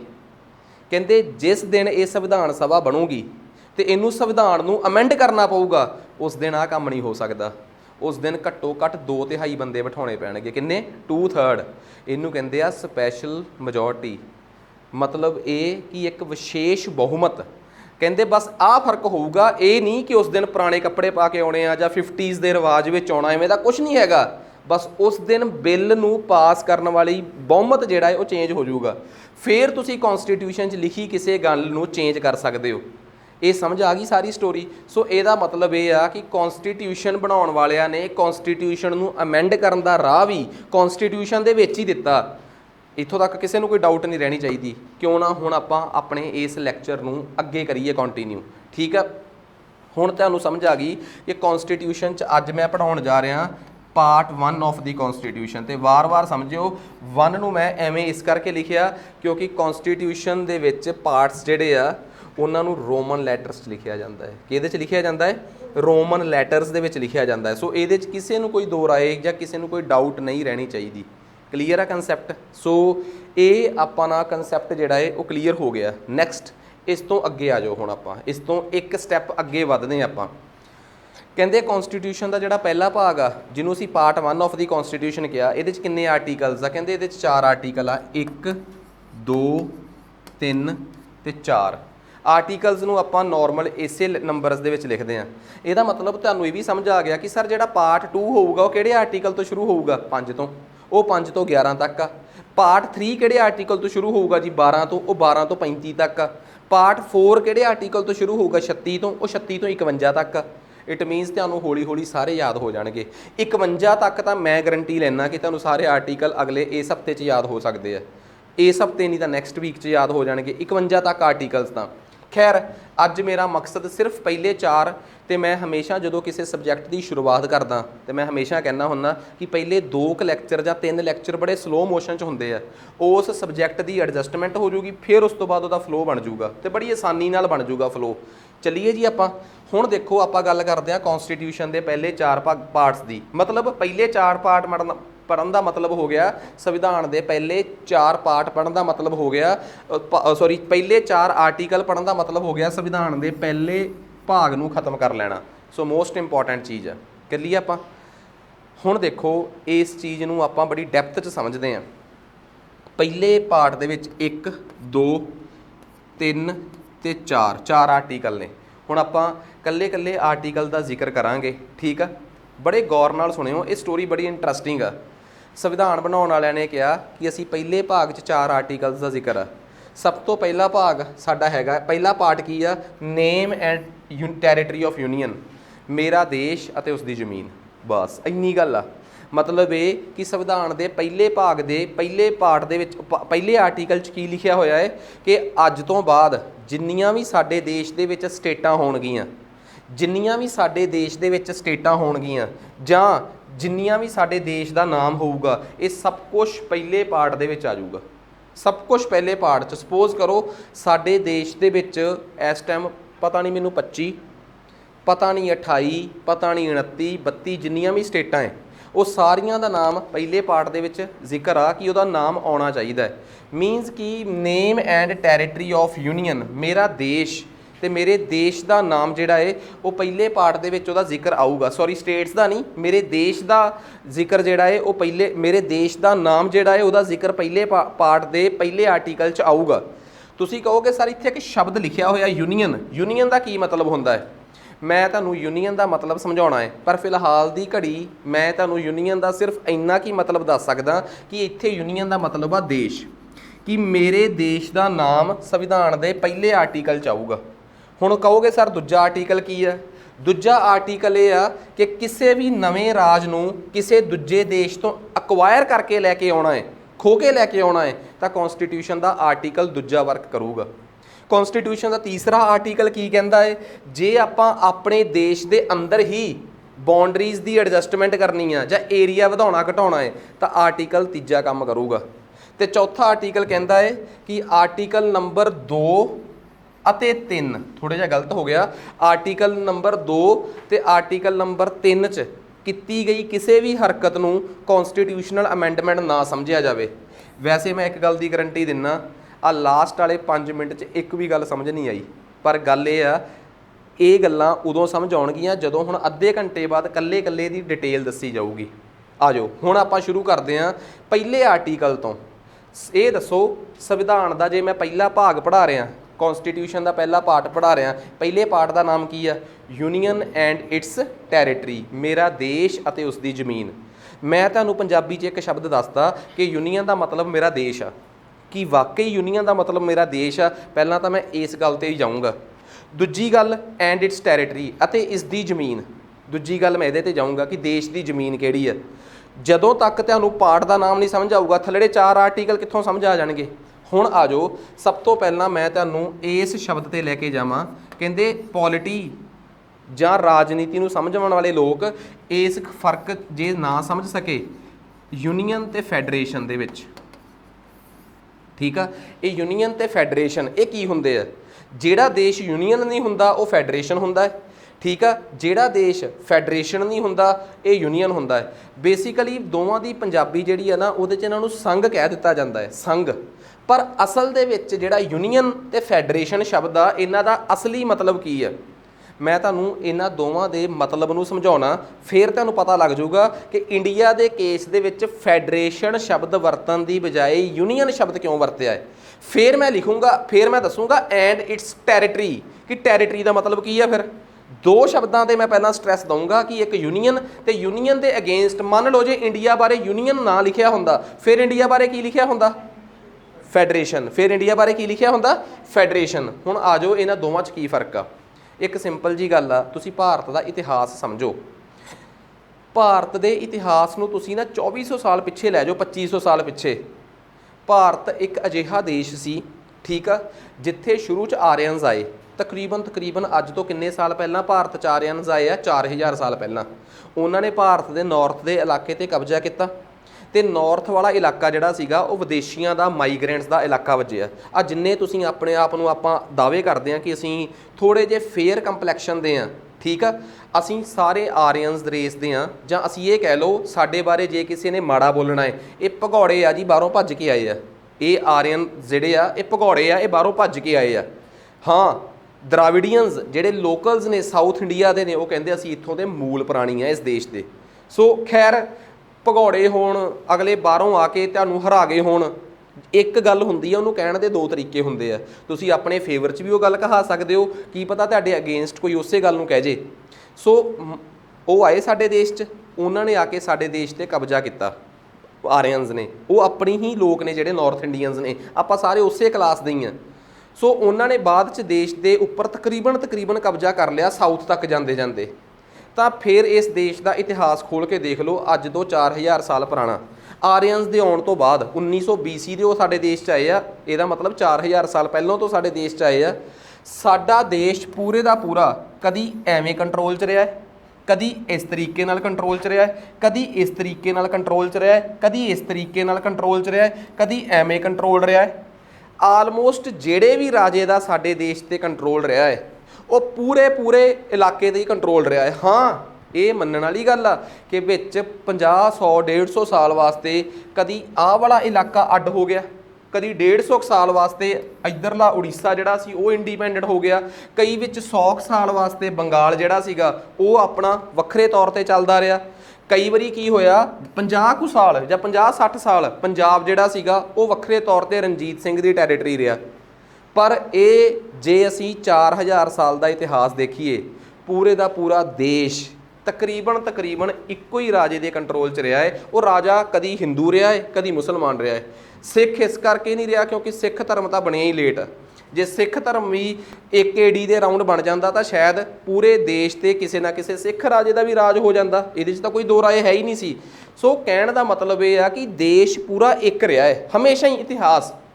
ਇਸ ਕਰਕੇ ਸਾਡੇ ਦੇਸ਼ ਦੇ ਲੋਕਾਂ ਦਾ ਕਲਚਰ ਬਹੁਤੀ ਵਾਰੀ ਦੇਖਿਆ ਜਾਵੇ ਤਾਂ ਟੋਟੈਲਿਟੀ ਦੇ ਵਿੱਚ ਇੱਕੋ ਹੀ ਰਿਹਾ ਹੈ। ਕਿਵੇਂ ਭਲਾ? ਟੋਟੈਲਿਟੀ ਦੇ ਵਿੱਚ ਕੁੱਲ ਮਿਲਾ ਕੇ ਦੇਖਿਆ ਜਾਵੇ ਤਾਂ ਸਾਨੂੰ ਸਾਊਥ ਇੰਡੀਆ ਤੇ ਨਾਰਥ ਇੰਡੀਆ ਦੇ ਵਿੱਚ ਹਿੰਦੂ ਹੀ ਮਿਲਣਗੇ, ਸਾਨੂੰ ਸਾਊਥ ਇੰਡੀਆ ਤੇ ਨਾਰਥ ਇੰਡੀਆ ਦੇ ਮੁਸਲਮਾਨ ਜਿਹੜੇ ਆ ਉਹ ਵੀ ਇੱਕੋ ਜਿਹੇ ਮਿਲਣਗੇ। ਥੋੜ੍ਹੇ ਬਹੁਤੇ ਰਿਵਾਜਾਂ ਦਾ ਇਸ ਕਰਕੇ ਫਰਕ ਸੀਗਾ ਕਿਉਂਕਿ ਏਰੀਆ ਦਾ ਫਰਕ ਪੈ ਗਿਆ। ਅਦਰਵਾਈਜ਼ ਟੋਟੈਲਿਟੀ 'ਚ ਦੇਖਿਆ ਜਾਵੇ ਤਾਂ ਸਾਰੇ ਇੱਕ ਬਰਾਬਰ ਜਿਹੇ ਲੱਗਦੇ ਆ ਸਾਨੂੰ। ਇਸ ਕਰਕੇ ਜਦੋਂ 1947 'ਚ ਦੇਸ਼ ਆਜ਼ਾਦ ਹੋਇਆ ਤੇ ਭਾਰਤ 'ਚੋਂ ਵੱਖ-ਵੱਖ ਲੋਕਾਂ ਨੇ ਆਪਣੇ ਇਲਾਕੇ ਦੇ, ਆਪਣੀ ਧਰਮ ਦੇ, ਆਪਣੇ ਬੋਲੀ ਦੇ ਆਧਾਰ 'ਤੇ ਦੇਸ਼ ਮੰਗਣ ਦੀ ਗੱਲ ਕੀਤੀ ਤਾਂ ਸਭ ਨੂੰ ਕੋਰੀ ਨਾ ਕਰ ਦਿੱਤੀ ਗਈ ਕਿ ਜਿਹੜਾ ਦੇਸ਼ 4000 ਸਾਲਾਂ ਤੋਂ ਇੱਕ ਰਿਹਾ ਹੈ ਉਹ ਅੱਜ ਵੀ ਇੱਕ ਬਣ ਕੇ ਹੀ ਅੰਗਰੇਜ਼ਾਂ ਤੋਂ ਅੱਡ ਹੋਊਗਾ। ਸੋ ਇਸ ਚੀਜ਼ ਨੂੰ ਕਿਹਾ ਗਿਆ ਕਿ ਬਾਹਰੋਂ ਦੇਸ਼ ਦੀ ਹੱਦ ਪੱਕੀ ਕਰ ਦਿੱਤੀ ਗਈ ਆ, ਕਲੀਅਰ ਕੱਟ, ਕੋਈ ਵਿੱਚੋਂ ਨਿਕਲ ਨਹੀਂ ਸਕਦਾ। ਪਾਕਿਸਤਾਨ ਦੇ ਹਾਲਾਤ ਇਹੋ ਜਿਹੇ ਬਣ ਗਏ ਕਿ ਮਜਬੂਰੀ 'ਚ ਕੱਢਣਾ ਪਿਆ। ਕਹਿੰਦੇ ਜੀ ਜਿਹੜੇ ਅਸੀਂ ਵੱਖਰੇ ਵੱਖਰੇ ਕਲਚਰ ਵਾਲੇ ਲੋਕ ਆ ਅਸੀਂ ਕਿਵੇਂ ਸਰਵਾਈਵ ਕਰਾਂਗੇ। ਕਹਿੰਦੇ ਤੁਹਾਡਾ ਵੀ ਹੀਲਾ ਕਰਦੇ ਆ, ਹਰ ਵੱਖਰੇ ਕਲਚਰ ਵਾਲਿਆਂ ਦਾ, ਵੱਖਰੀ ਬੋਲੀ ਵਾਲਿਆਂ ਨੂੰ ਵੱਖਰੇ ਤੌਰ ਤੇ ਵਿੱਚ ਹੀ ਸਟੇਟ ਅੱਡ ਅੱਡ ਦੇ ਦਾਂਗੇ ਤਾਂ ਕਿ ਤੁਸੀਂ ਆਪਣੇ ਹਿਸਾਬ ਨਾਲ ਆਪਣੇ ਰੀਤੀ ਰਿਵਾਜਾਂ ਦੇ ਮੁਤਾਬਕ ਰਹਿ ਸਕੋ। ਇਹਦਾ ਮਤਲਬ ਪਰ ਤੁਸੀਂ ਦੇਸ਼ ਨੂੰ ਬਾਹਰੋਂ ਦਿਖਣ 'ਚ ਇੱਕ ਹੋਵੋਗੇ, ਤੁਹਾਡਾ ਸੰਵਿਧਾਨ ਇੱਕ ਹੋਊਗਾ, ਤੁਹਾਡੇ ਤੇ ਕਾਨੂੰਨ ਇੱਕ ਹੋਊਗਾ, ਤੁਹਾਡੀ ਨਾਗਰਿਕਤਾ ਇੱਕ ਹੋਊਗੀ। ਜਦੋਂ ਤੁਸੀਂ ਇਸ ਤਰੀਕੇ ਦੇ ਰਾਜਨੀਤਿਕ ਢਾਂਚੇ 'ਚ ਪੋਲੀਟੀਕਲ ਐਂਟੀਟੀ 'ਚ ਵੱਜਦੇ ਹੋ, ਜਿੱਥੋਂ ਬਾਹਰੋਂ ਤੁਸੀਂ ਇੱਕ ਹੁੰਦੇ ਹੋ, ਉਹਦੇ ਅੰਦਰ ਤੁਹਾਡੀਆਂ ਹੱਦਾਂ ਸਰਹੱਦਾਂ ਜਿਹੜੀਆਂ ਨੇ ਉਹ ਤੁਹਾਡੇ ਮੁਤਾਬਕ ਤੁਹਾਨੂੰ ਦਿੱਤੀਆਂ ਜਾ ਸਕਦੀਆਂ। ਪਰ ਇਹ ਨਹੀਂ ਕਿ ਤੁਸੀਂ ਆਪਣੀ ਮਰਜ਼ੀ ਨਾਲ ਆਪਣਾ ਵੱਖਰਾ ਦੇਸ਼ ਮੰਗ ਲਓ, ਐਵੇਂ ਨਹੀਂ ਹੋ ਸਕਦਾ। ਦਿਸ ਕਨਸੈਪਟ ਇਜ਼ ਕਾਲਡ ਯੂਨੀਅਨ, ਇਹਨੂੰ ਯੂਨੀਅਨ ਕਹਿੰਦੇ ਆ। ਤੇ ਇਹਦੇ ਕੇਸ ਦੇ ਵਿੱਚ ਇੱਕ ਸਭ ਤੋਂ ਵੱਡੀ ਗੱਲ ਹੁੰਦੀ ਆ ਕਿ ਕੱਲ੍ਹ ਨੂੰ ਇਹ ਸਟੇਟ ਕਹਿ ਦੇ ਕਿ ਆਹ ਸਟੇਟ ਜਿਹੜੀ ਆ ਇਹ ਵੀ ਮੈਨੂੰ ਚਾਹੀਦੀ ਆ, ਕੀ ਤੁਸੀਂ ਕਰ ਸਕਦੇ ਹੋ? ਨਹੀਂ, ਦੋਵਾਂ ਦੀ ਕੰਸੈਂਟ ਜ਼ਰੂਰੀ ਆ। ਨਾ ਤੁਹਾਡੀ ਚੱਲੂਗੀ ਨਾ ਤੁਹਾਡੀ ਚੱਲੂਗੀ, ਤੁਹਾਡੇ ਉੱਪਰ ਬੈਠੀ ਜਿਹੜੀ ਕੇਂਦਰ ਦੀ ਸਰਕਾਰ ਆ, ਜਿਹਨੂੰ ਅਸੀਂ ਸੈਂਟਰ ਸਰਕਾਰ ਕਹਿੰਦੇ ਆ, ਫੁੱਲ ਕੰਟਰੋਲ ਉਹਦੇ ਹੱਥ 'ਚ ਹੋਊਗਾ। ਰੂਲ ਨੰਬਰ 1, ਕੇਂਦਰ ਹੀ ਤੈਅ ਕਰੂਗੀ ਕਿ ਕਿਹੜੀ ਸਟੇਟ ਨੂੰ ਕਿਹਦੇ ਨਾਲ ਤੋੜਨਾ ਹੈ, ਜੋੜਨਾ ਹੈ, ਮੋੜਨਾ ਹੈ, ਉਹਦਾ ਨਾਮ ਬਦਲਣਾ, ਫਲਾਂ ਫਲਾਂ ਫਲਾਂ। ਇਹ ਲੱਛਣ ਹੁੰਦੇ ਆ। ਦੂਜੀ ਗੱਲ, ਦੇਸ਼ 'ਚੋਂ ਕੋਈ ਵੀ ਟੁੱਟ ਕੇ ਅੱਡ ਨਹੀਂ ਜਾ ਸਕਦਾ, ਇਹ ਦੂਜਾ ਲੱਛਣ ਹੋਵੇ। ਤੀਸਰਾ ਲੱਛਣ, ਸਟੇਟਾਂ ਨੂੰ ਜਦੋਂ ਮਰਜ਼ੀ ਤੋੜਿਆ ਜਾ ਸਕਦਾ ਹੈ। ਜੇ ਉਹ ਸਟੇਟ ਤੰਗ ਕਰੇ ਜਾਂ ਕੁਝ ਵੀ ਹਾਲਾਤ ਹੋਵੇ, ਕੇਂਦਰ ਆਪਣੀ ਮਰਜ਼ੀ ਨਾਲ ਅੰਦਰੋਂ ਬਾਉਂਡਰੀਜ਼ ਨੂੰ ਬਦਲ ਸਕਦਾ ਹੋਵੇ। ਜਿੱਥੇ ਆ ਲੱਛਣ ਦਿਸੇ, ਇਹਦਾ ਮਤਲਬ ਉੱਥੇ ਕੀ ਆ ਭਲਾ? ਯੂਨੀਅਨ ਆ। ਉਹ ਦੇਸ਼ ਕਿਸ ਤਰੀਕੇ ਦੀ ਰਾਜਨੀਤੀ ਨੂੰ ਸਾਂਭ ਰਿਹਾ ਹੈ? ਉਹ ਯੂਨੀਅਨ ਟਾਈਪ ਦੀ ਰਾਜਨੀਤੀ ਨੂੰ। ਜਿੱਥੇ ਰੌਲਾ ਐਵੇਂ ਦਾ ਹੋਵੇ ਕਿ ਇੱਕ ਨਾ 5-7 ਦੇਸ਼, ਗੌਰ ਕਰਿਓ, 5-7 ਦੇਸ਼ ਕਿਸੇ ਇੱਕ ਰਾਜੇ ਦੇ ਗੁਲਾਮ ਹੋਣ, ਉਹ 5-7 ਕਹਿਣ ਕਿ ਐਂ ਤਾਂ ਨਹੀਂ ਆਪਾਂ ਨੂੰ ਛੱਡਦਾ ਹੈ, ਆਪਾਂ ਇਦਾਂ ਕਰਦੇ ਹਾਂ, 5-7 ਮਿਲ ਕੇ ਨਾ ਇੱਕ ਨਾ ਸਮਝੌਤਾ ਕਰ ਲੈਂਦੇ ਆ। ਐਵੇਂ ਤੁਸੀਂ ਆਹ ਤੀਜਾ ਦੇਸ਼ ਆ, ਚੌਥਾ, ਆਪਾਂ 5 ਮਿਲ ਕੇ ਸਮਝੌਤਾ ਕਰ ਲੈਂਦੇ ਆ ਤੇ ਮਿਲ ਕੇ ਇਹਦੇ ਦੇ ਡਾਂਗ ਫੇਰਦੇ ਆ ਰਾਜੇ ਦੇ, ਕੀ ਪਤਾ ਗੱਲ ਬਣੀ ਜਾਵੇ। 5 ਨੇ ਮਿਲ ਕੇ ਆਪਸ 'ਚ ਫੈਡਰੇਸ਼ਨ ਬਣਾਈ, ਸਮਝੌਤਾ ਕੀਤਾ ਤੇ ਸਮਝੌਤਾ ਕਰਕੇ ਐਗਰੀਮੈਂਟ ਕੀਤਾ, ਐਗਰੀਮੈਂਟ ਕਰਕੇ ਰਾਜੇ ਤੇ ਹਮਲਾ ਕਰਤਾ, ਰਾਜਾ ਹਰਾਤਾ। ਇਹ ਜਿਹੜੇ 5 ਦੇਸ਼ ਆ, ਕਹਿੰਦੇ ਹੁਣ ਆਪਾਂ ਆਪਣੀ ਸਿਸਟਮ ਨੂੰ ਚਲਾਈਏ ਕਿਵੇਂ? ਕਹਿੰਦੇ ਆਪਾਂ ਆਪਣੇ ਸਿਸਟਮ ਨੂੰ ਐਵੇਂ ਚਲਾਉਣੇ ਆ ਕਿ ਆਪਾਂ ਕੌਨਸਟੀਟਿਊਸ਼ਨ ਸਭ ਦਾ ਆਪੋ ਆਪਣਾ, ਤੁਹਾਡਾ ਵੀ ਆਪਣਾ, ਤੁਹਾਡਾ ਵੀ ਆਪਣਾ, ਤੁਹਾਡਾ ਵੀ ਆਪਣਾ, ਤੁਹਾਡਾ ਵੀ ਆਪਣਾ, ਤੁਹਾਡਾ ਵੀ ਆਪਣਾ। 2-3 ਮੈਟਰਸ ਤੇ ਆਪਾਂ ਕੇਂਦਰ ਬਣਾ ਲੈਂਦੇ ਆ। ਬਸ ਕੇਂਦਰ ਸਰਕਾਰ ਕੋਲ ਉਹੀ 2-3 ਮੈਟਰ ਹੋਣਗੇ, ਉਹ ਮੈਟਰ ਉਹ ਪੂਰੇ ਦੇਸ਼ ਦੇ ਸਾਂਝੇ ਮੈਟਰ ਹੋਣਗੇ। ਕਿਹੜੇ ਕਿਹੜੇ ਜੀ? ਇੱਕ ਡਿਫੈਂਸ, ਇੱਕ ਕਮਿਊਨੀਕੇਸ਼ਨ ਤੇ ਇੱਕ ਇੰਟਰਨੈਸ਼ਨਲ ਰਿਲੇਸ਼ਨਸ। ਬਾਕੀ ਮਾਮਲਿਆਂ 'ਚ ਆਪਣਾ ਸਾਰਾ ਆਪੋ ਆਪਣਾ, ਪੁਲਿਸ ਆਪੋ ਆਪਣੀ, ਸਭ ਦੇ ਆਪੋ ਆਪਣੇ ਪੋਸਟ, ਸਭ ਦੀ ਆਪੋ ਆਪਣੀ ਸੁਪਰੀਮ ਕੋਰਟ, ਸਭ ਦਾ ਆਪੋ ਆਪਣੀ ਜੁਡੀਸ਼ਰੀ, ਸਭ ਦੀ ਆਪੋ ਆਪਣੀ ਬਿਊਰੋਕ੍ਰੇਸੀ। ਇਹ ਨਹੀਂ ਕਿ ਇੱਥੋਂ ਕੋਈ ਅਫਸਰ ਜਿਹੜਾ ਹੈ ਉਹ ਟਰਾਂਸਫਰ ਹੋ ਕੇ ਇੱਥੇ ਚਲੇ ਜਾਊਗਾ, ਕਿਉਂਕਿ ਹਰ ਇੱਕ ਸਟੇਟ ਦੀ, ਦੇਸ਼ ਦੀ ਆਪੋ ਆਪਣੀ ਬਿਊਰੋਕ੍ਰੇਸੀ ਹੋਊਗੀ। ਇਹਦਾ ਮਤਲਬ ਇਸ ਚੀਜ਼ ਨੂੰ ਆਪਾਂ ਕੀ ਕਹਿੰਦੇ ਆ? ਫੈਡਰੇਸ਼ਨ, ਸੰਘ ਕਹਿੰਦੇ ਆ। ਅਮਰੀਕਾ ਦੀਆਂ 12 ਕਲੋਨੀਆਂ ਨੇ ਇਕੱਠੇ ਹੋ ਕੇ ਸੰਘ ਬਣਾਇਆ ਤੇ ਇੰਗਲੈਂਡ ਨਾਮ ਦੇ ਰਾਜੇ ਨੂੰ ਲੜ ਕੇ ਹਰਾ ਕੇ ਭੇਜਿਆ ਤੇ ਬਾਅਦ ਵਿੱਚ ਇੱਕ ਫੈਡਰੇਸ਼ਨ ਦੇ ਤੌਰ ਤੇ ਉਹ ਇਕੱਠੇ ਹੋਏ। ਇੱਥੇ ਹਜੇ ਸਟੇਟ ਕੋਲ ਇੱਕ ਸਕੋਪ ਹੁੰਦਾ ਹੈ ਕਿ ਜੇ ਉਹ ਚਾਹੇ, ਸਕੋਪ ਹੁੰਦਾ ਹੈ, ਜਾ ਨਹੀਂ ਸਕਦੀ। ਤੇ ਇਹ ਵੀ ਮੈਂ ਇਸ ਡੂੰਘਾਈ 'ਚ ਨਹੀਂ ਮੈਂ ਪਾਊਂਗਾ। ਫੈਡਰੇਸ਼ਨ ਦੇ ਵਿੱਚ ਮੈਂ ਮੰਨ ਸਕਦਾ ਕਿ ਕੋਈ ਸਕੋਪ ਹੈਗਾ ਹੈ ਕਿ ਤੁਸੀਂ ਸਟੇਟ ਤੋੜ ਕੇ ਜਾ ਸਕਦੇ ਹੋ, ਤੁਸੀਂ ਸਟੇਟ ਤੋੜ ਕੇ ਜਾ ਸਕਦੇ ਹੋ। ਈਵਨ ਕਿ ਅਮਰੀਕਾ ਦੀ ਸੁਪਰੀਮ ਕੋਰਟ ਨੇ 1850 'ਚ ਇੱਕ ਬੜਾ ਇਤਿਹਾਸਕ ਫੈਸਲਾ ਦਿੱਤਾ, ਕਹਿੰਦਾ ਸਾਨੂੰ ਨਹੀਂ ਪਤਾ ਫੈਡਰੇਸ਼ਨ ਕੀ ਹੁੰਦੀ ਆ। ਜਿਹੜੀਆਂ ਸਟੇਟਾਂ ਅਮਰੀਕਾ ਬਣ ਗਈਆਂ ਹੁਣ, ਉਸ ਕੋਈ ਵੀ ਸਟੇਟ ਦੇਸ਼ ਤੋੜ ਕੇ ਜਾ ਨਹੀਂ ਸਕਦੀ। ਸੋ ਸੋਚ ਕੇ ਦੇਖੋ, ਫੈਡਰੇਸ਼ਨ ਵਰਗੇ ਮਾਡਲ ਦੇ ਵਿੱਚ ਵੀ ਸਟੇਟ ਨਹੀਂ ਤੋੜੀ ਜਾ ਸਕਦੀ ਜਿੱਥੇ ਪ੍ਰੋਵੀਜ਼ਨ ਹੁੰਦੀ ਆ। ਯੂਨੀਅਨਸ ਤਾਂ ਤੋੜੀ ਹੀ ਕੀ ਜਾ ਸਕਦੀ ਆ। ਇਟ ਮੀਨਸ, ਮੈਂ ਤੁਹਾਨੂੰ ਗਰੰਟੀ ਦਿੰਦਾ, ਮੈਨੂੰ ਜਿੱਥੋਂ ਤੱਕ ਲੱਗਦਾ ਹੈ, ਗਰੰਟੀ ਤਾਂ ਨਹੀਂ ਕਹਿ ਸਕਦਾ ਮੈਂ, ਕਿ ਸੁਪਰੀਮ ਕੋਰਟ ਦਾ 370 ਆਰਟੀਕਲ ਦੇ ਕੇਸ 'ਚ ਫੈਸਲਾ ਜਿਹੜਾ ਹੈ ਉਹ ਸਰਕਾਰ ਦੇ ਫੇਵਰ 'ਚ ਹੀ ਜਾਊਗਾ। ਇਹਦਾ ਮਤਲਬ ਇਹ ਨਹੀਂ ਕਿ ਜੁਡੀਸ਼ਰੀ ਨਿਕੰਮੀ ਆ ਜਾਂ ਵਿਕੀ ਹੋਈ ਆ, ਨਹੀਂ। ਉਹ ਇਸ ਕਰਕੇ ਜਾਊਗਾ ਕਿ ਕਿਸੇ ਦੁਨੀਆ ਦੀ ਕਿਸੇ ਦੇਸ਼ ਦੀ ਸੁਪਰੀਮ ਕੋਰਟ ਜਿਹੜੀ ਆ ਉਹ ਸਰਕਾਰ ਦੇ ਇਹੋ ਜਿਹੇ ਫੈਸਲੇ ਦੇ ਉਲਟ ਕਦੇ ਵੀ ਨਹੀਂ ਜਾਂਦੀ ਜਦੋਂ ਕਿਸੇ ਸਟੇਟ ਨੂੰ ਦੇਸ਼ ਦਾ ਅਭਿੰਨ ਅੰਗ ਬਣਾਉਣਾ ਹੋਵੇ। ਉੱਥੇ ਸਰਕਾਰਾਂ ਦੇ ਫੇਵਰ ਦੇ ਵਿੱਚ ਫੈਸਲੇ ਅਮਰੀਕਾ ਵਰਗੀਆਂ ਅਦਾਲਤਾਂ ਦੇ, ਅਮਰੀਕਾ ਦੀਆਂ ਸੁਪਰੀਮ ਕੋਰਟਾਂ ਨੇ ਵੀ ਦਿੱਤੇ ਹੋਏ ਆ। ਫੈਡਰੇਸ਼ਨ ਸਮਝ ਗਏ ਨਾ ਕੀ ਹੁੰਦੀ ਆ? ਵੈਸੇ ਤਾਂ ਕਹਿਣ ਨੂੰ ਮੈਂ ਕਹਿ ਸਕਦਾ ਕਿ ਫੈਡਰੇਸ਼ਨ 'ਚ ਕੋਈ ਵੀ ਸਟੇਟ ਅੱਡ ਹੋ ਕੇ ਜਾ ਸਕਦੀ ਆ, ਪਰ ਇੱਥੇ ਵੀ ਨਹੀਂ ਜਾਣ ਦਿੰਦੇ। ਭਾਰਤ ਦੇ ਵਿੱਚ ਬਹੁਤ ਲੋਕ ਆ ਜਿਹੜੇ ਕੈਨੇਡਾ ਜਾਂ ਦੂਜੇ ਦੇਸ਼ਾਂ 'ਚ ਜਾ ਕੇ ਕਹਿ ਰਹੇ ਆ ਕਿ ਸਾਡੇ ਇੰਡੀਆ ਦਾ ਜੇ ਇੱਕ ਹਿੱਸਾ ਤੁਹਾਡੇ ਤੋਂ ਅੱਡ ਹੋਣਾ ਚਾਹੁੰਦਾ ਹੈ ਤਾਂ ਉਹਨੂੰ ਅੱਡ ਹੋਣ ਦੀ ਆਜ਼ਾਦੀ ਚਾਹੀਦੀ ਹੈ। ਇਹ ਗੱਲ ਕੈਨੇਡਾ ਤੇ ਲਾ ਕੇ ਦੇਖੋ ਕਿ ਕੈਨੇਡਾ ਦੇ ਵਿੱਚੋਂ ਜਿਹੜੇ ਹਿੱਸੇ ਜਾਂ ਕਿਊਬਿਕ ਜਾਂ ਜਿਹੜਾ ਵੀ ਪਾਰਟ ਕੈਨੇਡਾ ਨੂੰ ਤੋੜ ਕੇ ਅੱਡ ਹੋਣਾ ਚਾਹੁੰਦਾ ਹੈ, ਕੀ ਕੈਨੇਡਾ ਦਾ ਯੂਨੀਅਨ ਕੇਂਦਰ ਉਹਨੂੰ ਅੱਡ ਹੋਣ ਦਊਗਾ? ਮਤਲਬ ਹੀ ਨਹੀਂ। ਸਪੇਨ ਤੇ ਲਾ ਕੇ ਦੇਖੋ, ਕੈਨੇਡਾ ਤੇ ਲਾ ਕੇ ਦੇਖੋ, ਅਮਰੀਕਾ ਜਿਹੜਾ ਕਿ ਗਵਾਂਢੀ ਦੇਸ਼ ਹੈ, ਜਿੱਥੇ ਆਪਾਂ ਕਹਿੰਦੇ ਆ ਡੈਮੋਕ੍ਰੇਸੀ ਸਭ ਤੋਂ ਟੌਪ ਲੈਵਲ ਦੀ ਆ, ਉਹਨਾਂ ਨੂੰ ਪੁੱਛ ਕੇ ਦੇਖੋ 1850 'ਚ ਜਦੋਂ ਉਹਨਾਂ ਦੀਆਂ ਸਟੇਟਾਂ ਨੇ ਅੱਡ ਹੋਣ ਦੀ ਗੱਲ ਕੀਤੀ ਸੀ, ਉਹ ਤਾਂ ਫਿਰ ਵੀ ਫੈਡਰੇਸ਼ਨ ਸੀ। ਇਟ ਮੀਨਸ ਸਾਡੇ ਮੁੰਡੇ ਵਿਚਾਰੇ ਜਿਹੜੇ ਆ ਉਹਨਾਂ ਨੂੰ ਕੰਮਾਂ ਕਾਰਾਂ ਤੇ ਜਾ ਲੈਣ ਦਿਓ, ਉਹਨਾਂ ਨੂੰ ਕੰਮੇ ਲੱਗ ਲੈਣ ਦਿਓ, ਉਹ 4 ਪੈਸੇ ਘਰੇ ਕਮਾ ਕੇ ਲੈ ਕੇ ਆਉਣਗੇ, ਘਰਦਿਆਂ ਦਾ ਢਿੱਡ ਭਰਨਗੇ। ਉਹਨਾਂ ਨੂੰ ਇਹੋ ਜਿਹੀ ਪੱਟੀ ਨਾ ਪੜ੍ਹਾਈ ਜਾਵੇ, ਅਨਪੜ੍ਹਤਾ ਵਾਲੀ ਪੱਟੀ ਬਿਲਕੁਲ ਵੀ ਨਾ ਪੜ੍ਹਾਈ ਜਾਵੇ ਕਿ ਬਈ ਸਾਡੇ ਦੇਸ਼ ਨੂੰ ਤੋੜਿਆ ਜਾ ਸਕਦਾ ਹੈ, ਇਹ ਹੱਕ ਲਿਆ ਜਾ ਸਕਦਾ ਹੈ। ਤੁਸੀਂ 21ਵੀਂ ਸਦੀ ਦੀ ਤੇ 20ਵੀਂ ਸਦੀ ਦੀ ਰਾਜਨੀਤੀ ਨੂੰ ਸਮਝੋ, ਪੋਲੀਟਿਕਸ ਨੂੰ ਸਮਝੋ, ਟੋਟੈਲਿਟੀ ਦੇ ਵਿੱਚ ਸਮਝੋ।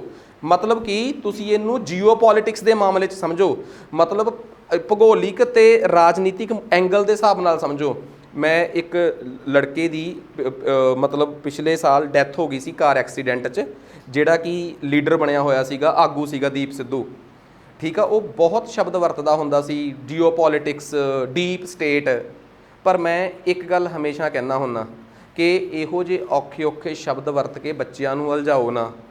ਬੱਚਿਆਂ ਨੂੰ ਰਿਐਲਿਟੀ ਦੱਸੋ ਕਿ ਦੁਨੀਆ ਦੇ ਵੱਖਰੇ ਵੱਖਰੇ ਦੇਸ਼ਾਂ ਦੇ ਵਿੱਚ ਕੀ ਫੈਸਲੇ ਆਏ ਆ। ਕਿ ਅਮਰੀਕਾ ਦੀਆਂ ਸਾਊਥ ਦੀਆਂ ਸਟੇਟਾਂ ਜਦੋਂ ਅੱਡ ਹੋਣ ਵਾਸਤੇ ਸੁਪਰੀਮ ਕੋਰਟ ਗਈਆਂ ਤਾਂ ਕੀ ਅਮਰੀਕਾ ਦੀ ਸੁਪਰੀਮ ਕੋਰਟ ਨੇ ਕਹਿਤਾ ਸੀ ਕਿ ਜੇ ਤੁਸੀਂ ਨਹੀਂ ਰਹਿਣਾ ਚਾਹੁੰਦੇ ਤੁਸੀਂ ਅੱਡ ਹੋ ਸਕਦੇ ਹੋ ਕਿਉਂਕਿ ਅਮਰੀਕਾ ਇਜ਼ ਦ ਫੈਡਰੇਸ਼ਨ 'ਚ ਵੀ ਨਹੀਂ ਕਿਹਾ। ਇਹ ਫੈਸਲਾ ਅੱਜ ਵੀ ਗੂਗਲ ਤੇ ਸੁਪਰੀਮ ਸਰਚ ਕਰੋਗੇ ਤਾਂ ਆ ਜਾਊਗਾ।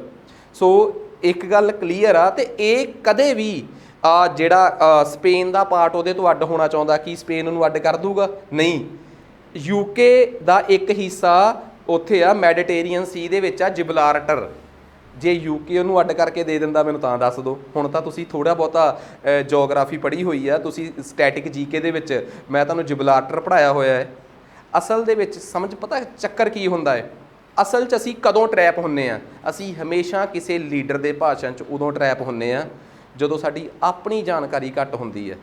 ਮੇਰੇ ਸਾਰੇ ਉਸ ਸ਼ਖਸ ਨਾਲ ਇਮੋਸ਼ਨਸ ਹੋਣਗੇ ਜਿਹੜਾ ਇਸ ਦੁਨੀਆ 'ਚ ਨਹੀਂ ਰਿਹਾ, ਪਰ ਮੈਂ ਜਿਹੜੇ ਸਟੂਡੈਂਟਸ ਮੇਰੇ ਕੋਲ ਪੜ੍ਹ ਰਹੇ ਆ, ਮੈਂ ਉਹਨਾਂ ਦੀ ਸਮਝ ਨਾਲ ਜਾਂ ਉਹਨਾਂ ਦੀ ਅਕਲ ਨਾਲ ਕੰਪਰੋਮਾਈਜ਼ ਨਹੀਂ ਕਰ ਸਕਦਾ, ਠੀਕ ਆ। ਮੈਨੂੰ ਕੋਈ ਫਰਕ ਨਹੀਂ ਪੈਂਦਾ ਕਿ ਮੈਨੂੰ ਕੋਈ ਕੀ ਕਹਿੰਦਾ, ਕਿਉਂਕਿ ਮੇਰੇ ਕੋਲ ਆਪਣੀ ਜਾਣਕਾਰੀ ਦੇ ਇੰਨੇ ਸਰੋਤ ਹੁੰਦੇ ਆ ਕਿ ਮੈਂ ਕਿਸੇ ਨੂੰ ਵੀ ਗੱਲਾਂ 'ਚ ਲੈ ਸਕਦਾ ਹਾਂ, ਉਹ ਵੀ ਤੱਥਾਂ ਦੇ ਆਧਾਰ 'ਤੇ, ਫੈਕਟਸ ਦੇ ਆਧਾਰ 'ਤੇ। ਸੋ ਮੈਨੂੰ ਕੋਈ ਬਕਵਾਸ ਕਰੀ ਜਾਵੇ, ਮੇਰੇ ਵਾਸਤੇ ਇਹ ਚੀਜ਼ਾਂ ਮੈਟਰ ਨਹੀਂ ਕਰਦੀਆਂ, ਕਿਉਂਕਿ ਐਡੇ ਛੋਟੇ ਲੈਵਲ ਦਾ ਕਿਰਦਾਰ ਨਹੀਂ ਹੈਗਾ।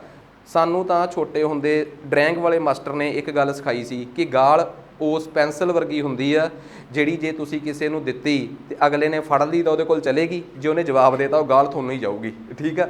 ਤਾਂ ਮਤਲਬ ਇੱਕ ਬੜੀ ਸਿੰਪਲ ਜੀ ਗੱਲ ਆ, ਸਾਡੇ ਬੱਚੇ ਇੰਨੇ ਹੋਸ਼ੇ ਹੋ ਗਏ ਆ। ਹੋਸ਼ੇ ਵੀ ਨਹੀਂ ਗਏ, ਹੋਸ਼ੇ ਤਾਂ ਚਲੋ ਵੱਖਰੀ ਗੱਲ ਆ, ਅਨਪੜ੍ਹ ਵੀ ਨਹੀਂ। ਅਨਪੜ੍ਹ ਤਾਂ ਸਾਡੀ ਬਜ਼ੁਰਗਾਂ ਦੀ ਪੀੜ੍ਹੀ ਸੀ ਜਿਨ੍ਹਾਂ 'ਤੇ ਸਾਨੂੰ ਪ੍ਰਾਊਡ ਆ ਕਿ ਘੱਟੋ ਘੱਟ ਕਿਸੇ ਨੂੰ ਮੰਦਾ ਚੰਗਾ ਤਾਂ ਨਹੀਂ ਸੀ ਬੋਲਦੇ। ਅੱਜ ਵਾਲੇ ਤਾਂ ਕੂਪੜ ਹੋ ਗਏ ਆ ਵਿਚਾਰੇ, ਜਿਹੜੇ ਪੜ੍ਹੇ ਵੀ ਗਲਤ ਡਾਇਰੈਕਸ਼ਨ 'ਚ, ਜਿਹੜੇ ਇਹ ਕਹਿੰਦੇ ਥੋੜ੍ਹਾ ਹੈ ਕਿ ਸਾਨੂੰ ਆ ਪਤਾ ਨਹੀਂ, ਕਹਿੰਦੇ ਸਾਨੂੰ ਪਤਾ ਹੈ ਪਰ ਜੋ ਪਤਾ ਹੈ ਉਹ ਗਲਤ ਆ। ਹੁਣ ਉਹਦਾ ਤਾਂ ਕੀ ਇਲਾਜ ਕੀਤਾ ਜਾ ਸਕੇ? ਉਹਨਾਂ ਨੂੰ ਤਾਂ ਸਿਰਫ ਇਹੀ ਕਿਹਾ ਜਾ ਸਕਦਾ ਹੈ ਕਿ ਬਈ ਤੁਸੀਂ ਜਿਸ ਰੱਬ ਨੂੰ ਜਿਹਨੂੰ ਧਿਆਉਂਦੇ ਹੋ ਅੱਖਾਂ ਬੰਦ ਕਰਕੇ ਉਹਨੂੰ ਇੱਕ ਵਾਰੀ ਧਿਆ ਕੇ ਦੇਖੋ ਕਿ ਵਾਕਈ ਤੁਹਾਡਾ ਦਿਲ ਕਹਿੰਦਾ ਕਿ ਜੋ ਤੁਸੀਂ ਕਹਿ ਰਹੇ ਹੋ ਜਾਂ ਕਰ ਰਹੇ ਹੋ ਸਹੀ ਆ। ਖੈਰ, ਇਹ ਤੁਹਾਨੂੰ ਸਮਝ ਆ ਗਿਆ ਕਿ what is difference between union and federation. Bharat ਦੇ ਦੇਸ਼ ਦਾ ਕਲਚਰ ਐਵੇਂ ਦਾ ਰਿਹਾ ਹੈ ਕਿ ਭਾਰਤ ਕਦੇ ਵੀ ਛੋਟੀਆਂ ਛੋਟੀਆਂ ਸਟੇਟਾਂ ਦਾ ਸੰਘ ਨਹੀਂ ਰਿਹਾ। ਹਾਂ, ਜੇ ਵਿੱਚ 100 ਸਾਲ ਰਣਜੀਤ ਸਿੰਘ ਤੋਂ ਬਾਅਦ ਸਿੱਖਾਂ ਦਾ ਰਾਜ ਰਿਹਾ ਹੈ ਤਾਂ ਬਹੁਤ ਹਿੱਸਿਆਂ 'ਚ ਉੜੀਸਾ ਬੜਾ ਚਿਰ ਪਾਲਾਸ ਦੇ ਇੰਡੀਪੈਂਡੈਂਟ ਕੰਟਰੋਲ 'ਚ ਰਿਹਾ ਹੈ। ਇੱਕ ਹਿੱਸਾ ਬੜਾ ਲੰਮਾ ਸਮਾਂ ਗੁਰਜਾਰਾ ਪ੍ਰਤੀਹਾਰਾਸ ਦੇ ਕੰਟਰੋਲ 'ਚ ਰਿਹਾ ਹੈ। ਸਾਊਥ ਇੰਡੀਆ ਲੰਮਾ ਸਮਾਂ 300-400 ਸਾਲ ਉਹਨਾਂ ਦੇ ਰਾਸ਼ਟਰਕੂਤਾਸ ਦੇ ਇੰਡੀਪੈਂਡੈਂਟ ਕੰਟਰੋਲ 'ਚ ਰਿਹਾ ਹੈ। ਪਰ ਇਹਦਾ ਮਤਲਬ ਇਹ ਨਹੀਂ ਕਿ ਇੰਡੀਆ ਇੰਡੀਪੈਂਡੈਂਟ ਰਿਹਾ ਹੈ। ਇੰਡੀਆ ਟੋਟੈਲਿਟੀ ਦੇ ਵਿੱਚ ਇੱਕੋ ਹੀ ਸਮਰਾਟ ਦੇ ਅੰਡਰ ਰਿਹਾ। ਕਦੀ ਉਹ ਸਮਰਾਟ ਅਸ਼ੋਕ ਹੋ ਜਾਂਦਾ ਸੀ, ਕਦੀ ਸਮੁੰਦਰ ਗੁਪਤ ਹੋ ਜਾਂਦਾ ਸੀ, ਕਦੀ ਆਪਣਾ ਅਕਬਰ ਹੋ ਜਾਂਦਾ ਸੀ, ਕਦੀ ਔਰੰਗਜ਼ੇਬ ਹੋ ਜਾਂਦਾ ਸੀ, ਕਦੀ ਕੋਈ ਹੋ ਜਾਂਦਾ ਸੀ।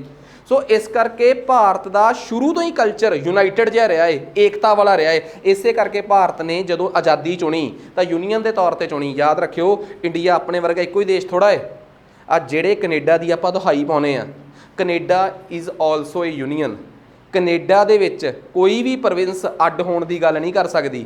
ਕੈਨੇਡਾ ਦੀ ਕੇਂਦਰ ਸਰਕਾਰ ਕਿਸੇ ਪ੍ਰੋਵਿੰਸ ਦੀ ਬਾਉਂਡਰੀ ਜਦੋਂ ਮਰਜ਼ੀ ਘਟਾ ਵਧਾ ਸਕਦੀ ਹੈ। ਦਿਸ ਇਜ਼ ਪਾਵਰ ਆਫ ਕੇਂਦਰ ਸਰਕਾਰ ਜਦੋਂ ਤੁਸੀਂ ਯੂਨੀਅਨ ਦੇ ਢਾਂਚੇ 'ਚ ਹੁੰਦੇ ਹੋ, ਫੈਡਰੇਸ਼ਨ ਦੇ ਢਾਂਚੇ 'ਚ ਨਹੀਂ ਤੁਸੀਂ ਐਵੇਂ ਕਰ ਸਕਦੇ। ਅਮਰੀਕਾ ਦੀ ਹਰ ਸਟੇਟ ਦਾ ਵੱਖਰਾ ਫੈਡਰੇਸ਼ਨ ਉਹ ਆ, ਸੰਵਿਧਾਨ ਆ, ਕੌਨਸਟੀਟਿਊਸ਼ਨ ਆ।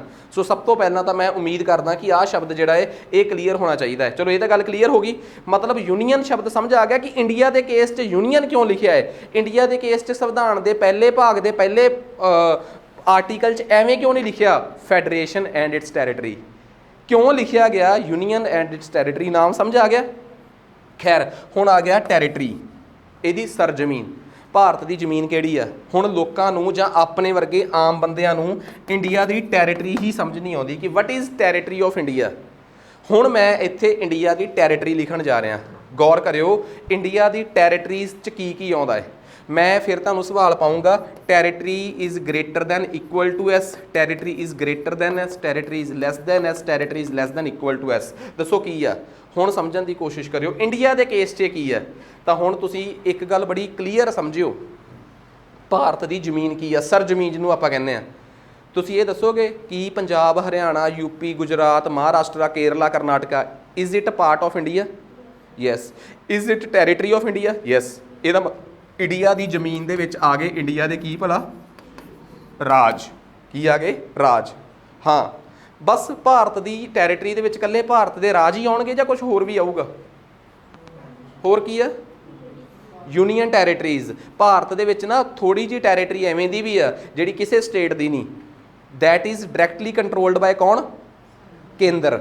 ਤੇ ਕੇਂਦਰ ਦੇ, ਇੰਡੀਆ ਦੇ ਕੇਂਦਰ ਨੂੰ ਆਪਾਂ ਯੂਨੀਅਨ ਕਹਿੰਦੇ ਆ ਕਿ ਫੈਡਰੇਸ਼ਨ ਕਹਿੰਦੇ ਆ?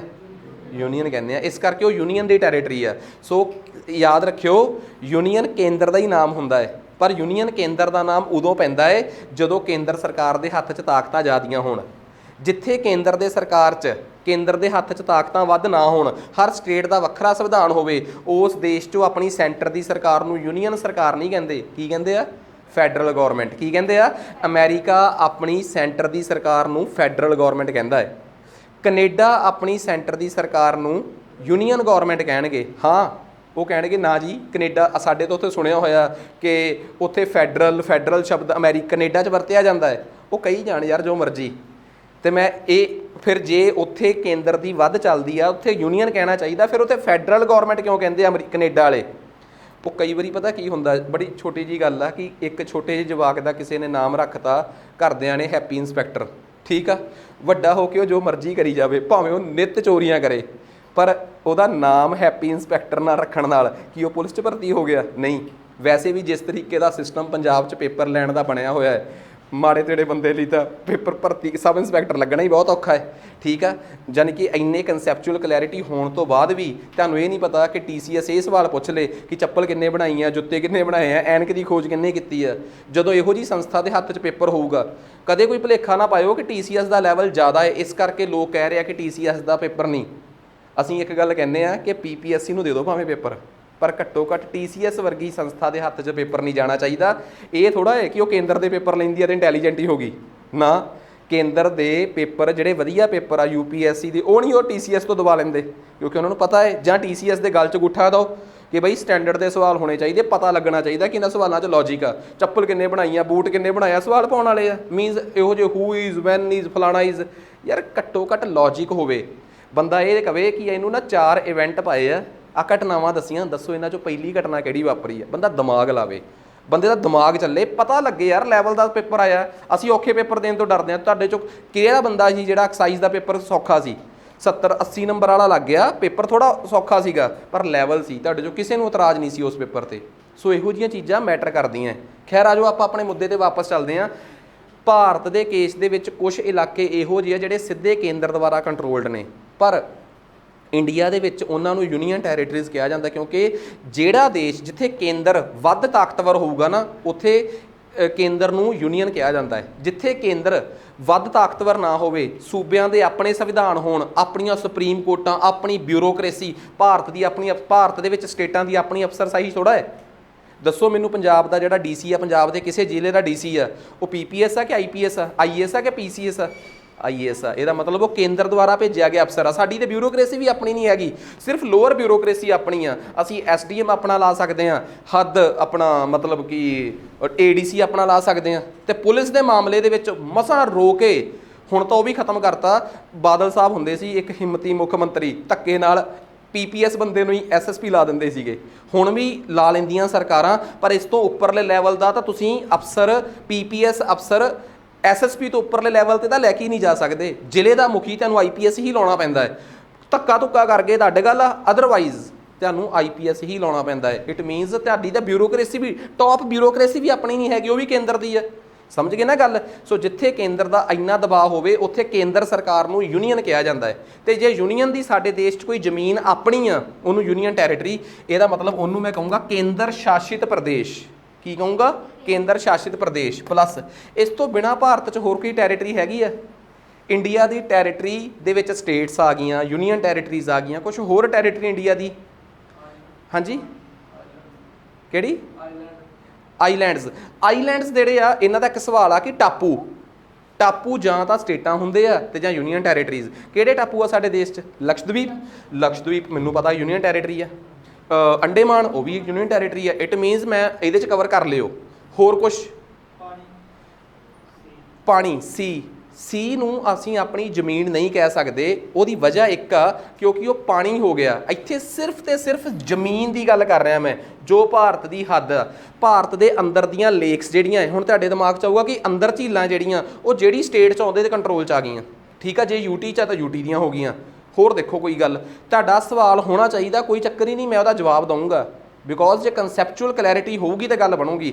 ਇੱਕ ਚੀਜ਼ ਹੋਰ ਰਹਿ ਗਈ, ਮੰਨ ਲਓ ਅਸੀਂ ਪਾਕਿਸਤਾਨ ਤੋਂ ਇੱਕ ਇਲਾਕਾ ਖੋਇਆ ਹੁਣੇ, ਠੀਕ ਆ, ਉਦਾਹਰਨ ਦੇ ਤੌਰ ਤੇ ਅਸੀਂ ਖੋਲਿਆ ਤੇ ਅਸੀਂ ਨਾ ਤੇ ਅਸੀਂ ਉਹਨੂੰ ਹਜੇ ਯੂਨੀਅਨ ਟੈਰੀਟਰੀ ਬਣਾਇਆ ਤੇ ਨਾ ਹੀ ਅਸੀਂ ਉਹਨੂੰ ਬਣਾਇਆ ਸਟੇਟ। ਕੀ ਨਹੀਂ ਬਣਾਇਆ? ਨਾ ਯੂਨੀਅਨ ਟੈਰੀਟਰੀ ਬਣਾਇਆ ਤੇ ਨਾ ਹੀ ਅਸੀਂ ਉਹਨੂੰ ਕੀ ਬਣਾਇਆ? ਸਟੇਟ ਬਣਾਇਆ।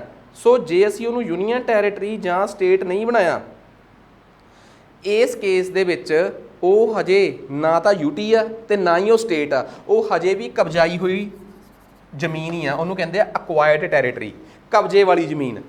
ਤੁਸੀਂ ਕਹੋਗੇ ਸਰ ਇਹ ਕਿਹੜੀ ਗੱਲ ਆ, ਇਹੋ ਜਿਹੀ ਤਾਂ ਕੋਈ ਐਗਜ਼ਾਮਪਲ ਹੁੰਦੀ ਨਹੀਂ ਯਾਰ, ਤੁਸੀਂ ਕਿਵੇਂ ਕਹਿ ਸਕਦੇ ਹੋ? ਮੈਂ ਤੁਹਾਨੂੰ ਇੱਕ ਜਸਟ ਐਗਜ਼ਾਮਪਲ ਦਿੰਦਾ ਤਾਂ ਕਿ ਤੁਹਾਨੂੰ ਸਮਝ ਆਵੇ। 1961 ਦੇ ਵਿੱਚ 19 ਦਸੰਬਰ ਨੂੰ ਅਸੀਂ ਗੋਆ ਜਿਹੜਾ ਸੀਗਾ ਨਾ, ਪੁਰਤਗਾਲੀਆਂ ਦੇ ਕਬਜ਼ੇ 'ਚ ਸੀਗਾ। 1947 'ਚ ਅਸੀਂ ਤਾਂ ਆਜ਼ਾਦ ਹੋ ਗਏ ਸੀ ਵਿਹਲੇ, ਪਰ ਗੋਆ ਨਹੀਂ ਸੀ ਆਜ਼ਾਦ ਹੋਇਆ। ਉੱਥੇ ਗੋਆ 'ਚ ਕੌਣ ਬੈਠੇ ਸੀ? ਪੁਰਤਗਾਲੀ। ਅਸੀਂ ਉਹਨਾਂ ਨੂੰ ਕੁੱਟ ਕੇ ਭਜਾਇਆ ਤੇ 1962 'ਚ ਜਾ ਕੇ ਗੋਆ ਨੂੰ ਯੂਨੀਅਨ ਟੈਰੀਟਰੀ ਬਣਾਇਆ। 1961 ਦੀ 19 ਦਸੰਬਰ ਤੋਂ ਲੈ ਕੇ ਜਦੋਂ ਤੱਕ ਉਹ ਯੂਨੀਅਨ ਟੈਰੀਟਰੀ ਨਹੀਂ ਬਣੀ, ਉਦੋਂ ਤੱਕ ਗੋਆ ਕੀ ਸੀ ਸਾਡੇ ਦੇਸ਼ 'ਚ? Acquired territory. ਇਟ ਮੀਨਸ ਸਾਡੇ ਦੇਸ਼ 'ਚੋਂ ਇੱਕ ਕਬਜ਼ੇ ਵਾਲੀ ਜ਼ਮੀਨ ਦੇ ਤੌਰ ਤੇ ਪਈ ਸੀ। ਕਿ ਕਬਜ਼ੇ ਵਾਲੀ ਜ਼ਮੀਨ ਨਹੀਂ ਹੁੰਦੀ ਬਸ ਆਪਾਂ ਇਹ ਕਹੀਏ ਕਿ ਆਹ ਜ਼ਮੀਨ ਤੁਸੀਂ ਵਾਹੀ ਜਾਂਦੇ ਹੋ ਯਾਰ, ਇਹ ਕਿਹੜੀ ਆ? ਉਹ ਇਹਦੀ ਰਜਿਸਟਰੀ ਤੁਹਾਡੇ ਕੋਲ? ਉਹ ਰਜਿਸਟਰੀ ਤੇ ਨਹੀਂ ਕੀਤੀ ਆ ਤਹਿਸੀਲਦਾਰ ਨਾਲ ਗੱਲ, ਅਜੇ ਤਾਂ ਕਬਜ਼ਾ ਹੀ ਆ।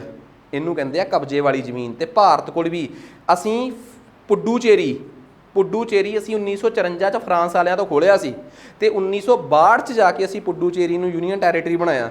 ਉਹ 6 ਸਾਲ ਉਹ ਕੀ ਰਹੀ? 8 ਸਾਲ ਅਕਵਾਇਰਡ ਟੈਰੀਟਰੀ। ਸਮਝ ਆਈ ਗੱਲ? ਸੋ ਭਾਰਤ ਦੇ ਵਿੱਚ ਹੁਣ ਇੱਕ ਗੱਲ ਦੱਸੋ, ਜੇ ਮੈਂ ਕਹਾਂ ਕਿ ਭਾਰਤ ਦੇ ਵਿੱਚ ਸਟੇਟਸ ਦਾ ਏਰੀਆ ਜ਼ਿਆਦਾ ਹੈ ਕਿ ਟੈਰੀਟਰੀ ਦਾ ਏਰੀਆ ਜ਼ਿਆਦਾ ਹੈ? ਟੈਰੀਟਰੀ। ਸਟੇਟਸ ਦਾ ਛੋਟਾ ਜਿਹਾ ਹਿੱਸਾ ਹੀ ਆ। ਸਟੇਟਸ ਤਾਂ ਕਿੰਨੀਆਂ ਮੇਰੇ ਹਿਸਾਬ ਨਾਲ?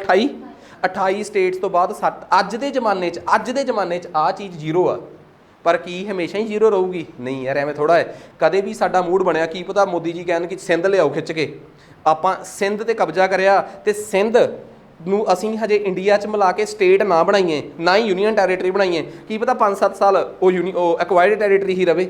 ਸੋ ਜਦੋਂ ਸਾਨੂੰ ਕੋਈ ਕਵੇ ਕਿ ਸਰ ਟੈਰੀਟਰੀ ਦਾ ਕੀ ਮਤਲਬ ਆ, ਤਾਂ ਮੈਂ ਸਭ ਤੋਂ ਪਹਿਲਾਂ ਤਾਂ ਇੱਕ ਗੱਲ ਕਲੀਅਰ ਕਰਤੀ ਕਿ ਯਾਦ ਰੱਖਿਓ, ਟੈਰੀਟਰੀ ਆਫ ਸਟੇਟ ਦੇ ਵਿੱਚ 3 ਚੀਜ਼ਾਂ ਆਉਂਦੀਆਂ ਹੁੰਦੀਆਂ ਹੈ। ਕਿ ਇੱਕ ਤਾਂ ਟੈਰੀਟਰੀ ਦੇ ਵਿੱਚ 3 ਚੀਜ਼ਾਂ ਆਉਂਦੀਆਂ ਹੈ। ਇੱਕ ਸਟੇਟਸ ਦੀ ਜ਼ਮੀਨ, ਸਮਝ ਗਏ ਗੱਲ? ਸਟੇਟਸ ਦੀ ਜ਼ਮੀਨ, ਇੱਕ ਕੇਂਦਰ ਸ਼ਾਸਿਤ ਪ੍ਰਦੇਸ਼ਾਂ ਦੀ ਜ਼ਮੀਨ ਤੇ ਇੱਕ ਉਹ ਟੈਰੀਟਰੀ ਜਿਹੜੀ ਕਿਸੇ ਟਾਈਮ ਭਾਰਤ ਨੇ ਕਿਸੇ ਤੋਂ ਐਕਵਾਇਰ ਕਰੀ ਹੋਈ ਹੈ।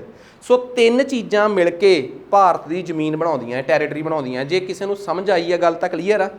ਭਾਰਤ ਦੇ ਸੰਵਿਧਾਨ ਦਾ ਆਰਟੀਕਲ 1 ਕੀ ਕਹਿੰਦਾ ਹੈ? ਭਾਰਤ ਦੇ ਸੰਵਿਧਾਨ ਦਾ ਆਰਟੀਕਲ 1 ਕਹਿੰਦਾ ਹੈ ਕਿ ਘੱਟੋ ਘੱਟ, ਦੇਖੋ ਸੋਚ ਕੇ ਦੇਖੋ ਯਾਰ, ਪਹਿਲਾ ਭਾਗ ਆ ਉਹਦਾ, ਪਹਿਲਾ ਹੀ ਆਰਟੀਕਲ ਆ, ਉਹ ਕੀ ਕਹੂਗਾ?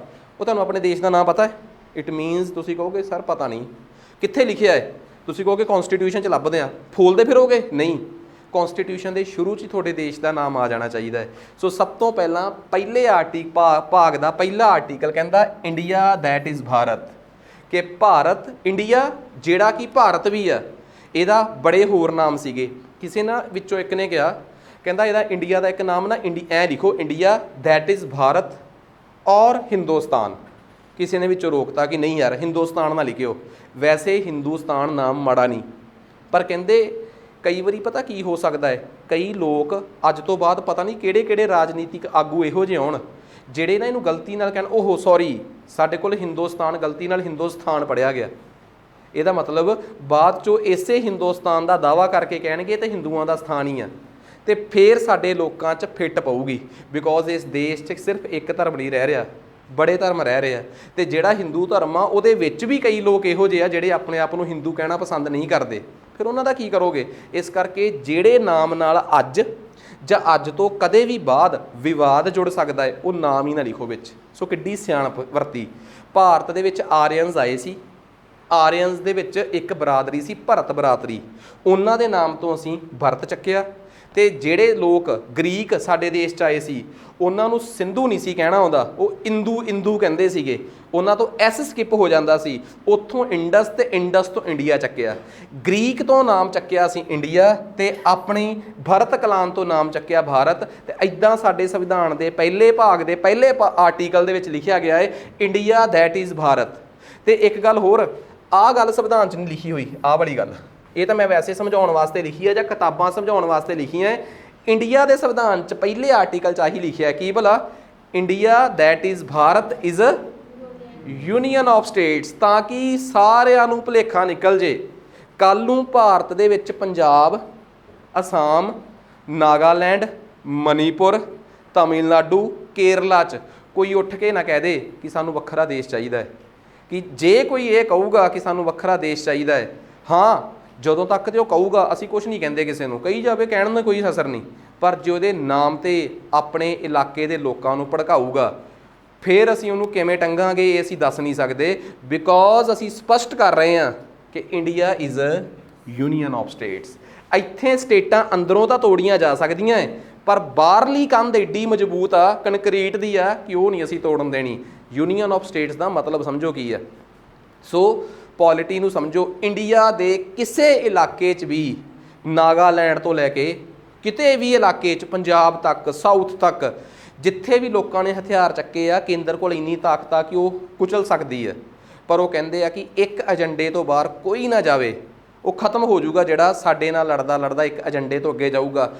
ਅੱਜ ਦੇ ਕੰਟੈਂਪਰੇਰੀ ਟਾਈਮ ਦੇ ਵਿੱਚ 19ਵੀਂ ਸਦੀ ਦੀਆਂ 18ਵੀਂ ਸਦੀ ਦੀਆਂ ਐਗਜ਼ਾਮਪਲਾਂ ਦੇ ਕੇ ਆਪਾਂ ਲੋਕਾਂ ਨੂੰ ਭੜਕਾ ਨਹੀਂ ਸਕਦੇ। ਵਕਤ 21ਵੀਂ ਸਦੀ ਦਾ ਹੈ, ਜਿੱਥੇ ਕੇਂਦਰ ਸਰਕਾਰਾਂ ਇੰਨੀਆਂ ਮਜ਼ਬੂਤ ਨੇ ਕਿ ਉਹ ਆਪਣੀ ਕਿਸੇ ਸਟੇਟ ਨੂੰ ਪਣਪਣ ਹੀ ਨਹੀਂ ਦਿੰਦੀਆਂ। ਚਾਹੇ ਸਪੇਨ ਚੱਕ ਲਓ, ਚਾਹੇ ਤੁਸੀਂ ਕੈਨੇਡਾ ਚੱਕ ਲਓ, ਚਾਹੇ ਅਮਰੀਕਾ ਚੱਕ ਲਓ, ਕੁਛ ਵੀ ਚੱਕ ਲਓ ਤੁਸੀਂ, ਐਗਜ਼ਾਮਪਲ ਆ ਤੁਹਾਡੇ ਸਾਹਮਣੇ ਸਾਰੀਆਂ। India is a union of states. Bharat ਸਟੇਟਾਂ ਦਾ ਯੂਨੀਅਨ ਆ, ਠੀਕ ਆ। ਯੂਨੀਅਨ ਨੂੰ ਵੀ ਆਪਾਂ ਸੰਘ ਹੀ ਕਹਿ ਦਿੰਦੇ ਆ, ਫੈਡਰੇਸ਼ਨ ਨੂੰ ਵੀ, ਪਰ ਇੱਥੇ ਤੁਸੀਂ ਸਮਝੋ ਕਿ ਭਾਰਤ ਰਾਜਾਂ ਦਾ ਯੂਨੀਅਨ ਆ। ਇੱਥੇ ਸਟੇਟਾਂ ਐਵੇਂ ਆ ਕਿ ਗੂੜੀ ਕੰਧ ਬਾਹਰ ਆ, ਵਿੱਚ ਜਿਹੜੀਆਂ ਕੰਧਾਂ ਨੇ ਉਹ ਕੀ ਨੇ, ਫਿੱਕੀਆਂ। ਇਸ ਕੰਧਾਂ ਨੂੰ ਤੋੜਿਆ ਜਾ ਸਕਦਾ ਹੈ। ਫੈਡਰੇਸ਼ਨ ਕੀ ਹੁੰਦੀ ਆ? ਫੈਡਰੇਸ਼ਨ ਦੀਆਂ ਵਿਚਲੀਆਂ ਕੰਧਾਂ ਵੀ ਮਜ਼ਬੂਤ ਹੁੰਦੀਆਂ ਕਿ ਜਿੱਥੇ ਇੱਕ ਸਟੇਟ ਜਿੱਡੀ ਬਣ ਗਈ।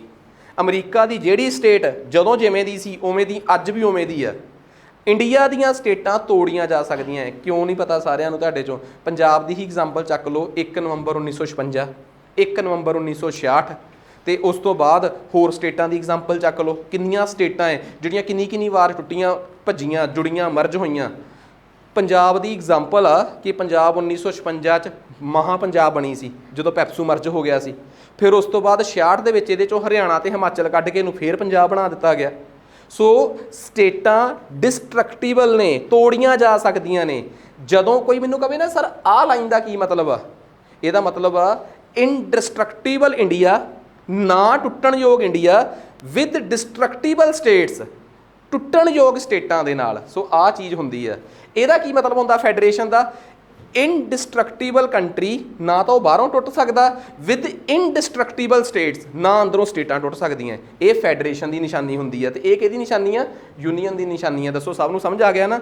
ਸੋ ਪਹਿਲੀ ਗੱਲ ਇਹ ਦੱਸੋ, ਕੌਨਸਟੀਟਿਊਸ਼ਨ ਦੇ ਪਹਿਲੇ ਆਰਟੀਕਲ 'ਚ ਕੁਝ ਵੀ ਨਹੀਂਗਾ, ਪਰ ਪਤਾ ਕੀ ਆ, ਸਿਰਫ ਮੈਂ ਵਾਰ-ਵਾਰ ਇੱਕ ਗੱਲ ਕਹਿਣਾ ਹੁੰਦਾ ਕਿ ਪਹਿਲੇ 2 ਲੈਕਚਰਸ ਜਿਹੜੇ ਆ ਨਾ, ਜੇ ਉਹਦੀ ਕਨਸੈਪਚੁਅਲ ਕਲੈਰਿਟੀ ਹੋ ਗਈ ਤਾਂ ਤੁਹਾਨੂੰ ਤਾਂ ਕਹਾਣੀ ਹੀ ਸਮਝ ਆ ਗਈ, ਤੁਹਾਡਾ ਤਾਂ ਮਸਲਾ ਹੀ ਹੱਲ ਹੋ ਗਿਆ।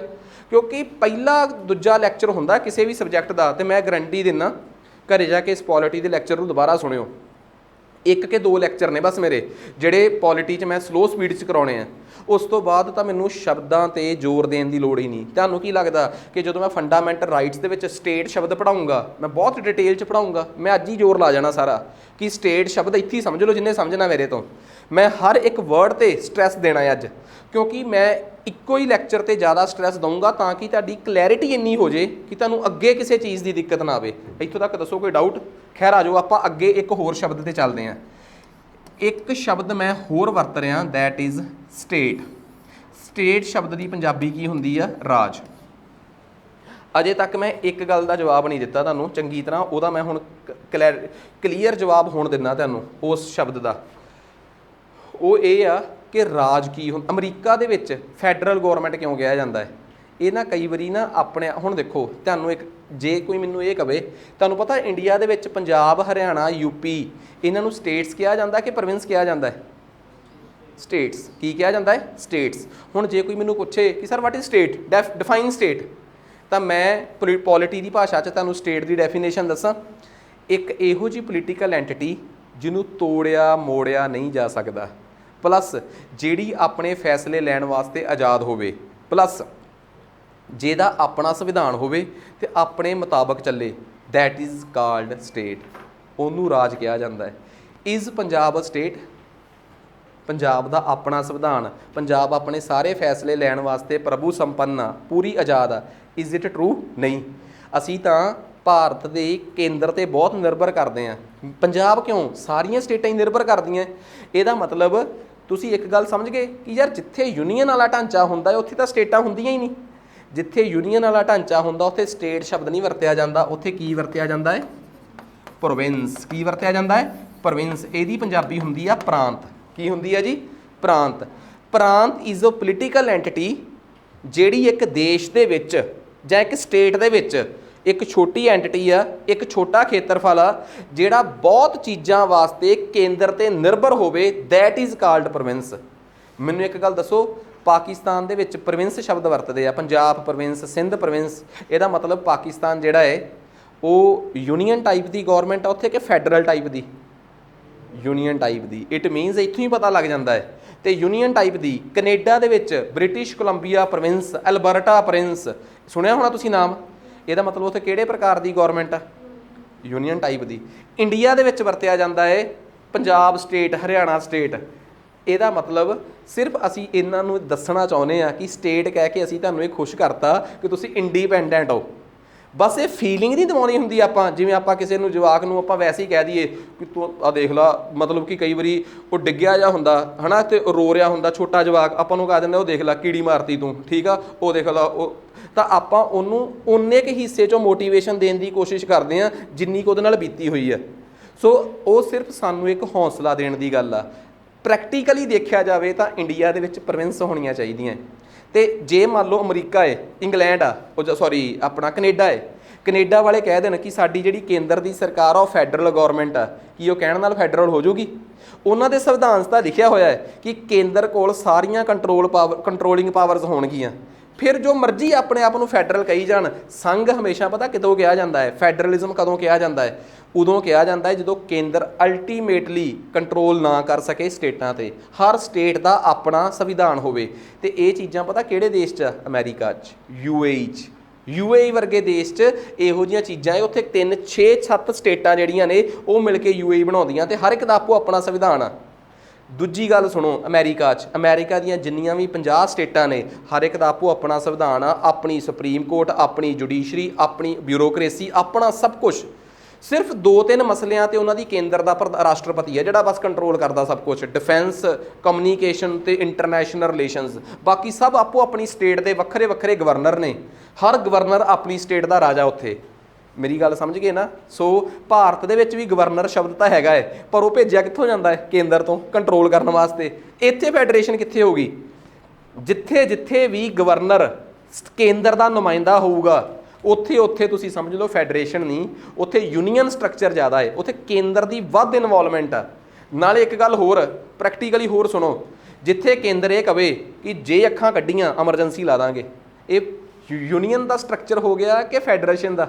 ਯੂਨੀਅਨ ਦਾ। ਮਤਲਬ ਹਰ ਵਕਤ ਕੇਂਦਰ ਇਹ ਡਰਾਵਾ ਦੇਵੇ ਕਿ ਅਸੀਂ ਤੁਹਾਡੀ ਸਟੇਟ ਤੋੜ ਕੇ ਉਹਨੂੰ ਸਿੱਧਾ ਕੇਂਦਰ ਤੋਂ ਕੰਟਰੋਲ ਕਰਾਂਗੇ। ਤੁਹਾਨੂੰ ਆਪ ਹੀ ਪਤਾ ਲੱਗ ਜਾਣਾ ਚਾਹੀਦਾ ਤੁਹਾਨੂੰ ਇਹਨਾਂ ਸ਼ਬਦਾਂ ਦਾ। ਟੈਕਨੀਕਲੀ ਸ਼ਬਦ ਜਿਹੜਾ ਪ੍ਰੋਵਿੰਸ ਆ ਉਹ ਉਦੋਂ ਵਰਤਿਆ ਜਾਂਦਾ ਹੈ ਜਦੋਂ ਤੁਹਾਡੇ ਉੱਪਰ ਕੋਈ ਬੈਠਾ ਹੋਵੇ, ਤੇ ਸਟੇਟ ਉਦੋਂ ਵਰਤਿਆ ਜਾਂਦਾ ਜਦੋਂ ਤੁਸੀਂ ਆਪਣੇ ਆਪ 'ਚ ਮੋਸਟਲੀ ਇੰਡੀਪੈਂਡੈਂਟ ਹੋਵੋ। ਦੁਨੀਆ 'ਚ ਕੋਈ ਵੀ ਪੂਰਾ ਇੰਡੀਪੈਂਡੈਂਟ ਨਹੀਂ ਹੈਗਾ। ਜੇ ਕੋਈ ਕਵੇ ਇੰਡੀਆ ਅਮਰੀਕਾ ਵਰਗੇ ਦੇਸ਼ ਆ UNO ਦੇ ਦਾਇਰੇ 'ਚੋਂ ਬਾਹਰ ਥੋੜ੍ਹਾ ਜਾ ਸਕਦੇ ਆ। ਹਰ ਇੱਕ ਦੀ ਸੋਵਰੈਨਿਟੀ ਥੋੜ੍ਹੀ ਗਵਾਚੀ ਹੋਈ ਆ, ਹਰ ਇੱਕ ਦੀ ਆਪਣੀ ਆਜ਼ਾਦੀ ਪ੍ਰਭੂ ਸੱਤਾ ਥੋੜ੍ਹੀ ਗਵਾਚੀ ਹੋਈ ਆ। ਕੀ ਇਹ ਮਾੜੀ ਗੱਲ ਆ? ਨਹੀਂ, ਇੰਨੀ ਮਾੜੀ ਗੱਲ ਵੀ ਨਹੀਂ। ਜੇ ਆਪਾਂ ਕਿਸੇ ਦੂਜੇ ਬੰਦੇ ਨਾਲ ਦੋਸਤੀ ਕਰਨੀ ਆ, ਆਂਢ ਗਵਾਂਢ ਦੇ ਵਿੱਚ ਬਣਾ ਕੇ ਰੱਖਣੀ ਆ, ਤਾਂ ਉਹਦੇ ਘਰ ਦਾ ਗੇਟ ਨਿੰਮ ਕੇ ਜਾਣਾ ਪਊਗਾ। ਇੰਨਾ ਕਿਤੇ ਸੋਵਰੈਨਿਟੀ ਵੈਸੇ ਹੀ ਲੂਜ਼ ਕਰਨੀ ਪੈਂਦੀ ਆਪਾਂ ਨੂੰ ਕਿ ਬਈ ਜੇ ਅਸੀਂ ਧੌਣ ਦਾ ਮਣਕਾ ਰੱਖਾਂਗੇ। ਇੱਕ ਗੱਲ ਦੇਖੋ, ਜਿਹੜੇ ਵੀ ਸ਼ਖਸ ਨੂੰ ਤੁਸੀਂ ਪੰਜਾਬ ਦਾ ਰਾਜਾ ਬਣਦਾ ਦੇਖਦੇ ਹੋ, ਠੀਕ ਆ, ਰਾਜਾ ਬਣਨ ਤੋਂ ਬਾਅਦ ਵੱਖਰੀ ਗੱਲ ਆ। ਜਦੋਂ ਵੋਟਾਂ 'ਚ ਆਉਂਦੇ ਆ, ਜਿਹੜੇ ਸਭ ਤੋਂ ਵੱਧ ਸੋਵਰਨ ਹੁੰਦਾ ਪੰਜਾਬ ਦਾ ਲੀਡਰ, ਜਿਹਨੇ ਸਾਰੇ ਫੈਸਲੇ CMO 'ਚ ਬਹਿ ਕੇ ਕਰਨੇ ਹੋਣ, ਚਾਹੇ ਬਾਦਲ ਸਾਹਿਬ ਦੇਖ ਲਓ, ਚਾਹੇ ਕੈਪਟਨ ਸਾਹਿਬ ਦੇਖ ਲਓ, ਚਾਹੇ ਚੰਨੀ ਜੀ ਦੇਖ ਲਓ, ਚਾਹੇ ਭਗਵੰਤ ਮਾਨ ਜੀ ਦੇਖ ਲਓ, ਇਲੈਕਸ਼ਨਾਂ 'ਚ ਸਾਰਿਆਂ ਦੀ ਸੋਵਰੈਨਿਟੀ ਥੋੜ੍ਹੀ ਜਿਹੀ ਬੈਂਡ ਹੋਈ ਹੁੰਦੀ ਹੈ। ਮਤਲਬ ਜ਼ਰੂਰੀ ਵੀ ਆ, ਕਿਉਂ? ਰਾਜਾ ਬਣਨ ਵਾਸਤੇ ਇੰਨੀ ਕੁ ਪ੍ਰਭੂ ਸੱਤਾ ਤਾਂ ਗਵਾਉਣੀ ਪੈਂਦੀ ਹੈ, ਇਹਦੇ 'ਚ ਕੋਈ ਦੋ ਰਾਏ ਨਹੀਂ, ਇਹ ਗਲਤ ਗੱਲ ਵੀ ਨਹੀਂ ਕਦੀ। ਖੈਰ ਇਹ ਦੱਸੋ ਯਾਰ, ਆਰਟੀਕਲ 1 ਚੰਗੀ ਤਰ੍ਹਾਂ ਸਮਝ ਆ ਗਿਆ?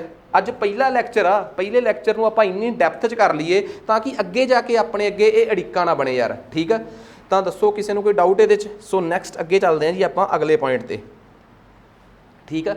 ਮੈਨੂੰ ਇਹ ਦੱਸੋ ਕਿ ਅੱਜ ਆਪਾਂ ਲੈਕਚਰ ਨੂੰ ਘੰਟੇ ਦੇ ਰੱਖੀਏ ਕਿ ਆਪਾਂ ਇਹਨੂੰ ਕਿਵੇਂ ਕਰੀਏ? ਤੁਸੀਂ ਆਪ ਦੱਸੋ ਮੈਨੂੰ ਕਿ ਆਪਾਂ ਇਹਨੂੰ ਜਾਂ ਫਿਰ ਆਪਾਂ ਇਦਾਂ ਕਰਦੇ ਹਾਂ, ਠੀਕ ਆ ਲੈਕਚਰ ਜਿਹੜਾ ਹੈ ਇੱਥੋਂ ਤੱਕ ਹੀ ਆਪਾਂ ਇਹਨੂੰ ਕੰਟੀਨਿਊ ਕਰਦੇ ਹਾਂ, ਤਾਂ ਕਿ ਆਪਾਂ ਨੈਕਸਟ ਲੈਕਚਰ 'ਚ ਇਸੇ ਤੋਂ ਅੱਗੇ, ਕਿਉਂਕਿ ਓਬਵੀਅਸ ਜੀ ਗੱਲ ਆ ਕਲਾਸ ਫਿਰ ਬਹੁਤ ਲੰਮੀ ਹੋ ਜਾਊਗੀ ਤੇ ਰੈਗੂਲਰ ਕਲਾਸਿਸ ਨੇ, ਆਪਾਂ ਨੂੰ ਇਹਦੇ 'ਚ ਕੋਈ ਦੋ ਰਾਏ ਹੋਣਾ ਨਹੀਂ ਚਾਹੀਦਾ। ਪਲੀਜ਼ ਇੱਥੋਂ ਤੱਕ ਤੁਸੀਂ ਪੜ੍ਹ ਕੇ ਆਇਓ, ਠੀਕ ਆ? ਤੇ ਕੱਲ੍ਹ ਵਾਲਾ ਲੈਕਚਰ ਵੀ ਆਪਣਾ ਬੜਾ ਲੈਂਥੀ ਹੀ ਹੋਊਗਾ। ਲੈਂਥੀ ਦਾ ਮਤਲਬ ਇਹ ਆ ਕਿ ਕੱਲ੍ਹ ਵੀ ਆਪਾਂ ਨਾ ਚੀਜ਼ਾਂ ਨੂੰ ਡੈਪਥ 'ਚ ਹੀ ਸਮਝਾਂਗੇ, ਪਰ ਮੈਂ ਇੱਕ ਵਾਰੀ ਇਹ ਸ਼ੋਰ ਕਰਦਾ ਕਿ ਤੁਹਾਨੂੰ ਇੱਥੋਂ ਤੱਕ ਸਮਝ ਆ ਗਿਆ ਕਿ what is difference between the term state and province, what is difference between union and federation, ਠੀਕ ਆ? ਸਾਡਾ ਕੌਨਸਟੀਟਿਊਸ਼ਨ ਐਵੇਂ ਦਾ ਕਿਉਂ ਆ? ਤੇ ਮੈਂ ਤੁਹਾਨੂੰ ਇੱਕ ਗੱਲ ਦੱਸਦਾ, ਆਪਾਂ ਪ੍ਰੈਂਬਲ ਚੈਪਟਰ ਸਭ ਤੋਂ ਲਾਸਟ 'ਚ ਪੜ੍ਹਾਂਗੇ ਤੇ ਇੱਕ ਚੈਪਟਰ ਹੋਰ ਸਭ ਤੋਂ ਲਾਸਟ 'ਚ ਪੜ੍ਹਾਂਗੇ, ਸੇਲੀਐਂਟ ਫੀਚਰਸ ਆਫ ਇੰਡੀਅਨ ਕੌਨਸਟੀਟਿਊਸ਼ਨ। ਭਾਰਤ ਦੇ ਸੰਵਿਧਾਨ 'ਚ ਕਿੰਨੇ ਭਾਗ ਨੇ, ਹਰ ਇੱਕ ਭਾਗ 'ਚ ਕਿਹੜੇ ਕਿਹੜੇ ਆਰਟੀਕਲ ਨੇ, ਭਾਰਤ ਦੇ ਸੰਵਿਧਾਨ ਕਿੱਥੋਂ ਲਿਆ ਗਿਆ, ਉਹਦੇ ਸਰੋਤ ਕੀ ਨੇ, ਸੋਰਸ ਕੀ ਨੇ, ਭਾਰਤ ਦੇ ਸੰਵਿਧਾਨ ਦੀਆਂ ਜਿਹੜੀਆਂ ਫੀਚਰਸ ਨੇ, ਭਾਰਤ ਦੇ ਸੰਵਿਧਾਨ 'ਚ ਕਿਹੜੇ ਕਿਹੜੇ ਸ਼ਡਿਊਲ ਨੇ, ਸੂਚੀਆਂ ਕਿਹੜੀਆਂ ਨੇ, ਅਨੁਸੂਚੀਆਂ ਕਿਹੜੀਆਂ, ਇਹ ਸਭ ਤੋਂ ਲਾਸਟ 'ਚ। ਕਿਉਂ? ਉਦੋਂ ਤੱਕ ਮੈਂ ਸਭ ਕੁਝ ਪੜ੍ਹਾ ਚੁੱਕਿਆ ਹੋਊਂਗਾ ਤੇ ਫਿਰ ਨਾ ਲਾਸਟ 'ਚ ਰਿਵੀਜ਼ਨ ਕਰਾਉਣ 'ਚ ਮਜ਼ਾ ਬਹੁਤ ਆਉਂਦਾ ਕਿ ਯਾਦ ਆ ਕਿ ਪਾਰਟ 1 'ਚ ਅਸੀਂ ਇਹ 4 ਆਰਟੀਕਲ ਪੜ੍ਹੇ ਸੀ। ਤੁਸੀਂ ਆਪ ਕਹੋਗੇ ਕਿ ਸਰ ਸਾਨੂੰ ਯਾਦ ਆ ਗਿਆ ਕਿ ਸੰਵਿਧਾਨ ਦੇ ਵਿੱਚ ਪਹਿਲੇ ਪਾਰਟ 'ਚ 4 ਆਰਟੀਕਲ ਨੇ ਤੇ ਪਹਿਲਾ ਆਰਟੀਕਲ ਕਹਿੰਦਾ ਹੈ ਕਿ ਭਾਰਤ ਦਾ ਨਾਮ ਇੰਡੀਆ ਜਾਂ ਭਾਰਤ ਹੋਊਗਾ। ਬਸ ਭਾਰਤ ਦੇ ਸੰਵਿਧਾਨ ਦਾ ਦੂਜਾ ਆਰਟੀਕਲ ਇਹ ਕਹਿੰਦਾ ਹੈ ਕਿ ਜੇ ਅਸੀਂ ਬਾਹਰੋਂ ਕਿਸੇ ਦੇਸ਼ ਤੋਂ ਜ਼ਮੀਨ ਨੂੰ ਕਬਜ਼ਾ ਕਰਕੇ ਇੰਡੀਆ 'ਚ ਲੈ ਕੇ ਆਉਣਾ ਹੈ ਤਾਂ ਉਹਦੇ ਨਾਲ ਸੰਬੰਧਿਤ ਆਰਟੀਕਲ 2 ਆ। ਇੰਡੀਆ ਦੇ ਵਿੱਚ ਹੀ ਜੇ ਕਿਸੇ ਸਟੇਟ ਨੂੰ ਤੋੜਨਾ ਮੋੜਨਾ ਹੈ ਉਹਦੇ ਨਾਲ ਸੰਬੰਧਿਤ ਆਰਟੀਕਲ 3 ਆ ਤੇ ਮੈਂ ਕੱਲ ਆਰਟੀਕਲ 2 ਤੋਂ ਸਟਾਰਟ ਕਰੂੰਗਾ, ਠੀਕ ਆ? ਤੇ ਜਦੋਂ ਮੈਂ ਚਾਰੇ ਆਰਟੀਕਲ ਪੜ੍ਹਾਤੇ ਉਸ ਤੋਂ ਬਾਅਦ ਮੈਂ ਤੁਹਾਨੂੰ ਸਮਝਾਊਂਗਾ ਕਿ ਭਾਰਤ ਦੀਆਂ ਸਟੇਟਾਂ 1950 ਤੋਂ ਲੈ ਕੇ 2023 ਤੱਕ ਕਿਵੇਂ ਬਣੀਆਂ, ਕਿਹੜੀ ਸਟੇਟ ਕਿੰਨਵੀਂ ਸਟੇਟ ਆ ਤੇ ਕਿਉਂ ਬਣੀ ਸੀ ਉਹ ਸਟੇਟ। ਸੋ ਇਸ ਤੋਂ ਬਾਅਦ ਆਪਣਾ ਇਹ ਲੈਕਚਰ ਜਿਹੜਾ ਹੈ ਟੋਟੈਲਿਟੀ ਦੇ ਵਿੱਚ ਆਪਾਂ ਕਹੀਏ ਤਾਂ ਕੰਪਲੀਟ ਹੋ ਜਾਊਗਾ ਆਪਣਾ, ਠੀਕ ਆ? ਉਮੀਦ ਕਰਦਾ ਕਿ ਅੱਜ ਦਾ ਲੈਕਚਰ ਸਮਝ ਆ ਗਿਆ ਹੋਊਗਾ। ਇਹ ਆਪਣੀ ਪੋਲਿਟੀ ਸਬਜੈਕਟ, ਨਵਾਂ ਸਬਜੈਕਟ ਜਿਹੜਾ ਹੈ ਇਹ ਆਪਣਾ ਸਟਾਰਟ ਹੋਇਆ ਹੈ ਤੇ ਮੈਂ ਵਾਰ-ਵਾਰ ਇੱਕ ਗੱਲ ਕਹਿ ਰਿਹਾ, ਇੱਕ ਚੀਜ਼ ਕਲੀਅਰ ਆ, ਤੁਸੀਂ ਜਿਹੜਾ ਸਬਜੈਕਟ ਤੁਹਾਡਾ ਕੰਪਲੀਟ ਹੋਇਆ ਕਰੂਗਾ ਜਾਂ ਜਿਹੜਾ ਤੁਸੀਂ ਕੰਪਲੀਟ ਕਰ ਲਿਆ, ਤੁਸੀਂ ਆਪਣੇ ਸਬਜੈਕਟ ਦੀ ਤਿਆਰੀ ਪੂਰੀ ਰੱਖੋ, MCQs ਦੀ ਤਿਆਰੀ ਪੂਰੀ ਰੱਖੋ, ਤਾਂ ਜੋ ਮੈਂ ਇੱਕ ਚੰਗੇ ਪੱਧਰ ਦਾ ਟੈਸਟ ਜਿਹੜਾ ਹੈ ਉਹ ਫਰੇਮ ਕਰ ਸਕਾਂ। ਜਿਹੜੇ ਵੀ ਆਪਣੇ ਟੈਸਟ ਹੋਣਗੇ, ਕਲਾਸ ਟੈਸਟ ਹੋਣਗੇ, ਉਹਨਾਂ ਕਲਾਸ ਟੈਸਟਾਂ ਨੂੰ ਤੁਸੀਂ ਖੁਦ ਆਪਣੇ ਟੈਸਟਾਂ ਨੂੰ ਚੈੱਕ ਕਰਨਾ ਹੋਇਆ ਕਰੂਗਾ। ਆਪਣੇ ਟੈਸਟ ਆਪ ਹੀ ਚੈੱਕ ਕਰਨੇ ਹੋਣਗੇ। ਜਦੋਂ ਮੈਂ ਇੱਥੇ ਡਿਸਕਸ਼ਨ ਕਰਿਆ ਕਰੂੰਗਾ, ਆਪ ਹੀ ਉਹਦੇ ਨੰਬਰਸ ਤੁਹਾਨੂੰ ਪਤਾ ਹੋਣਗੇ ਤੇ ਤੁਸੀਂ ਆਪ ਹੀ ਮੇਰੇ ਨਾਲ ਉਹ ਨੰਬਰ ਡਿਸਕਸ ਕਰਿਆ ਕਰਨੇ ਆ ਕਿ ਸਰ ਮੇਰੇ ਅੱਜ ਦੇ ਟੈਸਟ 'ਚੋਂ ਇੰਨੇ ਨੰਬਰ ਆਏ ਆ, ਦੱਸੋ ਮੈਨੂੰ ਕੀ ਕਰਨਾ ਚਾਹੀਦਾ ਹੈ। ਬਿਕੋਜ਼ ਇਹ ਮੇਰਾ ਸ਼ੁਰੂ ਤੋਂ ਮਾਡਲ ਰਿਹਾ ਹੈ। ਹੁਣ ਵੀ ਜਿਹੜੇ ਆਨਲਾਈਨ ਬੱਚੇ ਕੋਰਸ ਲੈਂਦੇ ਆ, ਉਹ ਜਿਹੜਾ ਵੀ ਟੈਸਟ ਹੁੰਦਾ ਉਹਦੇ ਨੰਬਰ ਆਪ ਫੋਨ ਕਰਕੇ ਦੱਸਦੇ ਆ ਕਿ ਸਰ ਇੰਨੇ 'ਚੋਂ ਇੰਨੇ ਨੰਬਰ ਆ। ਜੇ ਸਪੋਜ਼ ਕਰੋ ਕਈ ਵਾਰੀ ਕੀ ਹੁੰਦਾ, ਕਿਸੇ ਦੇ 50 ਚੋਂ 18 ਨੰਬਰ ਆਏ ਹੁੰਦੇ ਆ ਤੇ ਮੈਂ ਕਹਿ ਦਿੰਦਾ ਬਹੁਤ ਵਧੀਆ, ਹੌਸਲਾ ਦੇਣ ਲਈ ਨਹੀਂ, ਕਿਉਂਕਿ ਮੈਨੂੰ ਪਤਾ ਹੁੰਦਾ ਕਿ ਇਹ ਟੈਸਟ ਕਿਹੜਾ ਹੈ, ਇਹਦੇ 'ਚੋਂ ਕਿੰਨੇ ਨੰਬਰ ਆਉਣੇ ਚਾਹੀਦੇ ਸੀ। ਹੁਣ ਸਪੋਜ਼ ਕਰੋ ਕਿਸੇ ਕੋਰਸ ਦਾ, ਕਿਸੇ ਬੈਚ ਦਾ ਕੱਲ੍ਹ ਪਰਸੋਂ ਟੈਸਟ ਹੋਇਆ, ਕਿਸੇ ਦੇ 30 ਦੇ ਵਿੱਚੋਂ 23 ਨੰਬਰ ਸੀਗੇ। ਉਹਨਾਂ ਨੇ ਮੈਨੂੰ ਪੁੱਛਿਆ ਕਿ ਸੇਫ ਆ ਕਿ ਨਹੀਂ। ਜਿਵੇਂ ਦਾ ਉਹਨਾਂ ਦਾ ਬੈਚ ਆ, ਉਹਨਾਂ ਦਾ ਪੇਪਰ ਐਵੇਂ ਦਾ ਹੈ ਕਿ ਉਹਦੇ 'ਚ ਸਿਰਫ 5 PCS ਦੀਆਂ ਪੋਸਟਾਂ ਹੈ। ਜਿਨ੍ਹਾਂ ਦੀ ਮੈਂ ਗੱਲ ਕਰ ਰਿਹਾ, ਸਿਰਫ ਉਹਨਾਂ ਦੇ ਤਬਕੇ 'ਚ 5 ਪੋਸਟਾਂ ਹੈ। ਅਤੇ ਮੈਂ ਉਹਨਾਂ ਨੂੰ ਇੱਕ ਗੱਲ ਕਿਹਾ ਕਿ ਸਪੋਜ਼ ਕਰੋ ਤੁਹਾਡੇ ਵਾਲੇ ਕੋਰਸ ਦੇ ਵਿੱਚ ਤੁਹਾਡੀ ਹੀ ਫੀਲਡ ਦੇ 8 ਸਟੂਡੈਂਟ ਤਾਂ ਇਹੋ ਜਿਹੇ ਆ ਜਿਨ੍ਹਾਂ ਮੇਰੇ ਕੋਲ ਹੀ ਪੜ੍ਹ ਰਹੇ ਆ, ਜਿਨ੍ਹਾਂ ਦੇ 28-29 ਨੰਬਰ ਆ। ਮੈਂ ਤੁਹਾਨੂੰ ਸੇਫ ਕਿਵੇਂ ਕਹਿ ਦਾਂ? ਮੇਰੀ ਗੱਲ ਸਮਝ ਗਏ ਨਾ? ਸੋ ਮਤਲਬ ਕਿ ਪ੍ਰੈਕਟੀਕਲੀ ਤੁਸੀਂ ਖੁਦ ਤੈਅ ਨਹੀਂ ਕਰ ਸਕਦੇ ਕਿ ਤੁਹਾਡੇ ਨੰਬਰ ਵੱਧ ਆ ਕਿ ਘੱਟ ਆ। ਇਹ ਮੈਂ ਤੈਅ ਕਰੂੰਗਾ ਕਿ ਜਿਹੜਾ ਤੁਸੀਂ ਟੈਸਟ ਦਿੱਤਾ ਉਹਦੇ 'ਚ ਨੰਬਰ ਵੱਧ ਆਇਆ ਕਿ ਘੱਟ ਆਇਆ। ਬਹੁਤ ਸਰਕਮਸਟਾਂਸਿਸ ਹੁੰਦੀਆਂ, ਇਕੱਲੀਆਂ ਇਹ ਥੋੜ੍ਹਾ ਹੁੰਦੀਆਂ। ਇੱਕ ਸਰਕਮਸਟਾਂਸ ਇਹ ਹੁੰਦੀ ਆ ਕਿ ਕੀ ਉਹ ਤੁਹਾਡਾ ਪਹਿਲਾ ਟੈਸਟ ਹੀ ਆ। ਦੂਜੀ ਸਰਕਮਸਟਾਂਸ ਇਹ ਹੁੰਦੀ ਆ ਕਿ ਕੀ ਉਹ ਤੁਹਾਡਾ ਫੁੱਲ ਟੈਸਟ ਆ ਕਿ ਸੈਕਸ਼ਨਲ ਟੈਸਟ ਆ। ਕਈ ਤਾਂ ਸੈਕਸ਼ਨਲ ਟੈਸਟ ਮੈਂ ਜਾਣ ਬੁੱਝ ਕੇ ਪਤਾ ਕਿਵੇਂ ਦੇ ਤਿਆਰ ਕਰਦਾ ਕਿ ਮੈਨੂੰ ਪਤਾ ਕਿ ਇਹਨਾਂ ਨੇ ਆਹ ਚੀਜ਼ ਛੱਡੀ ਆ, ਇਹ ਪੜ੍ਹਾਓ ਇਹਨਾਂ ਨੂੰ। ਮੰਨ ਲਓ ਕਿਸੇ ਸਟੂਡੈਂਟ ਨੂੰ ਕੁਝ ਪੜ੍ਹਾਉਣਾ ਹੈ, ਉਹਨੂੰ ਐਵੇਂ ਥੋੜ੍ਹਾ ਪੜ੍ਹਾਇਆ ਜਾਂਦਾ ਕਿ ਦੁਬਾਰਾ ਪੜ੍ਹ ਕੇ ਆਓ, ਕਦੇ ਨਹੀਂ ਪੜ੍ਹੂਗਾ। ਉਹਨੂੰ ਟੈਸਟ ਔਖਾ ਪਾ ਦਿਓ ਉਹਨਾਂ ਹਿੱਸਿਆਂ 'ਚੋਂ ਜਿਹੜੇ ਹਿੱਸੇ ਮੈਨੂੰ ਪਤਾ ਛੱਡਦੇ ਆ। ਉਹ ਟੈਸਟ ਤੋਂ ਬਾਅਦ ਕੀ ਕਰਨਗੇ, ਘਰੇ ਜਾ ਕੇ ਉਹੀ ਚੀਜ਼ਾਂ ਰਿਵਾਈਜ਼ ਕਰਨਗੇ।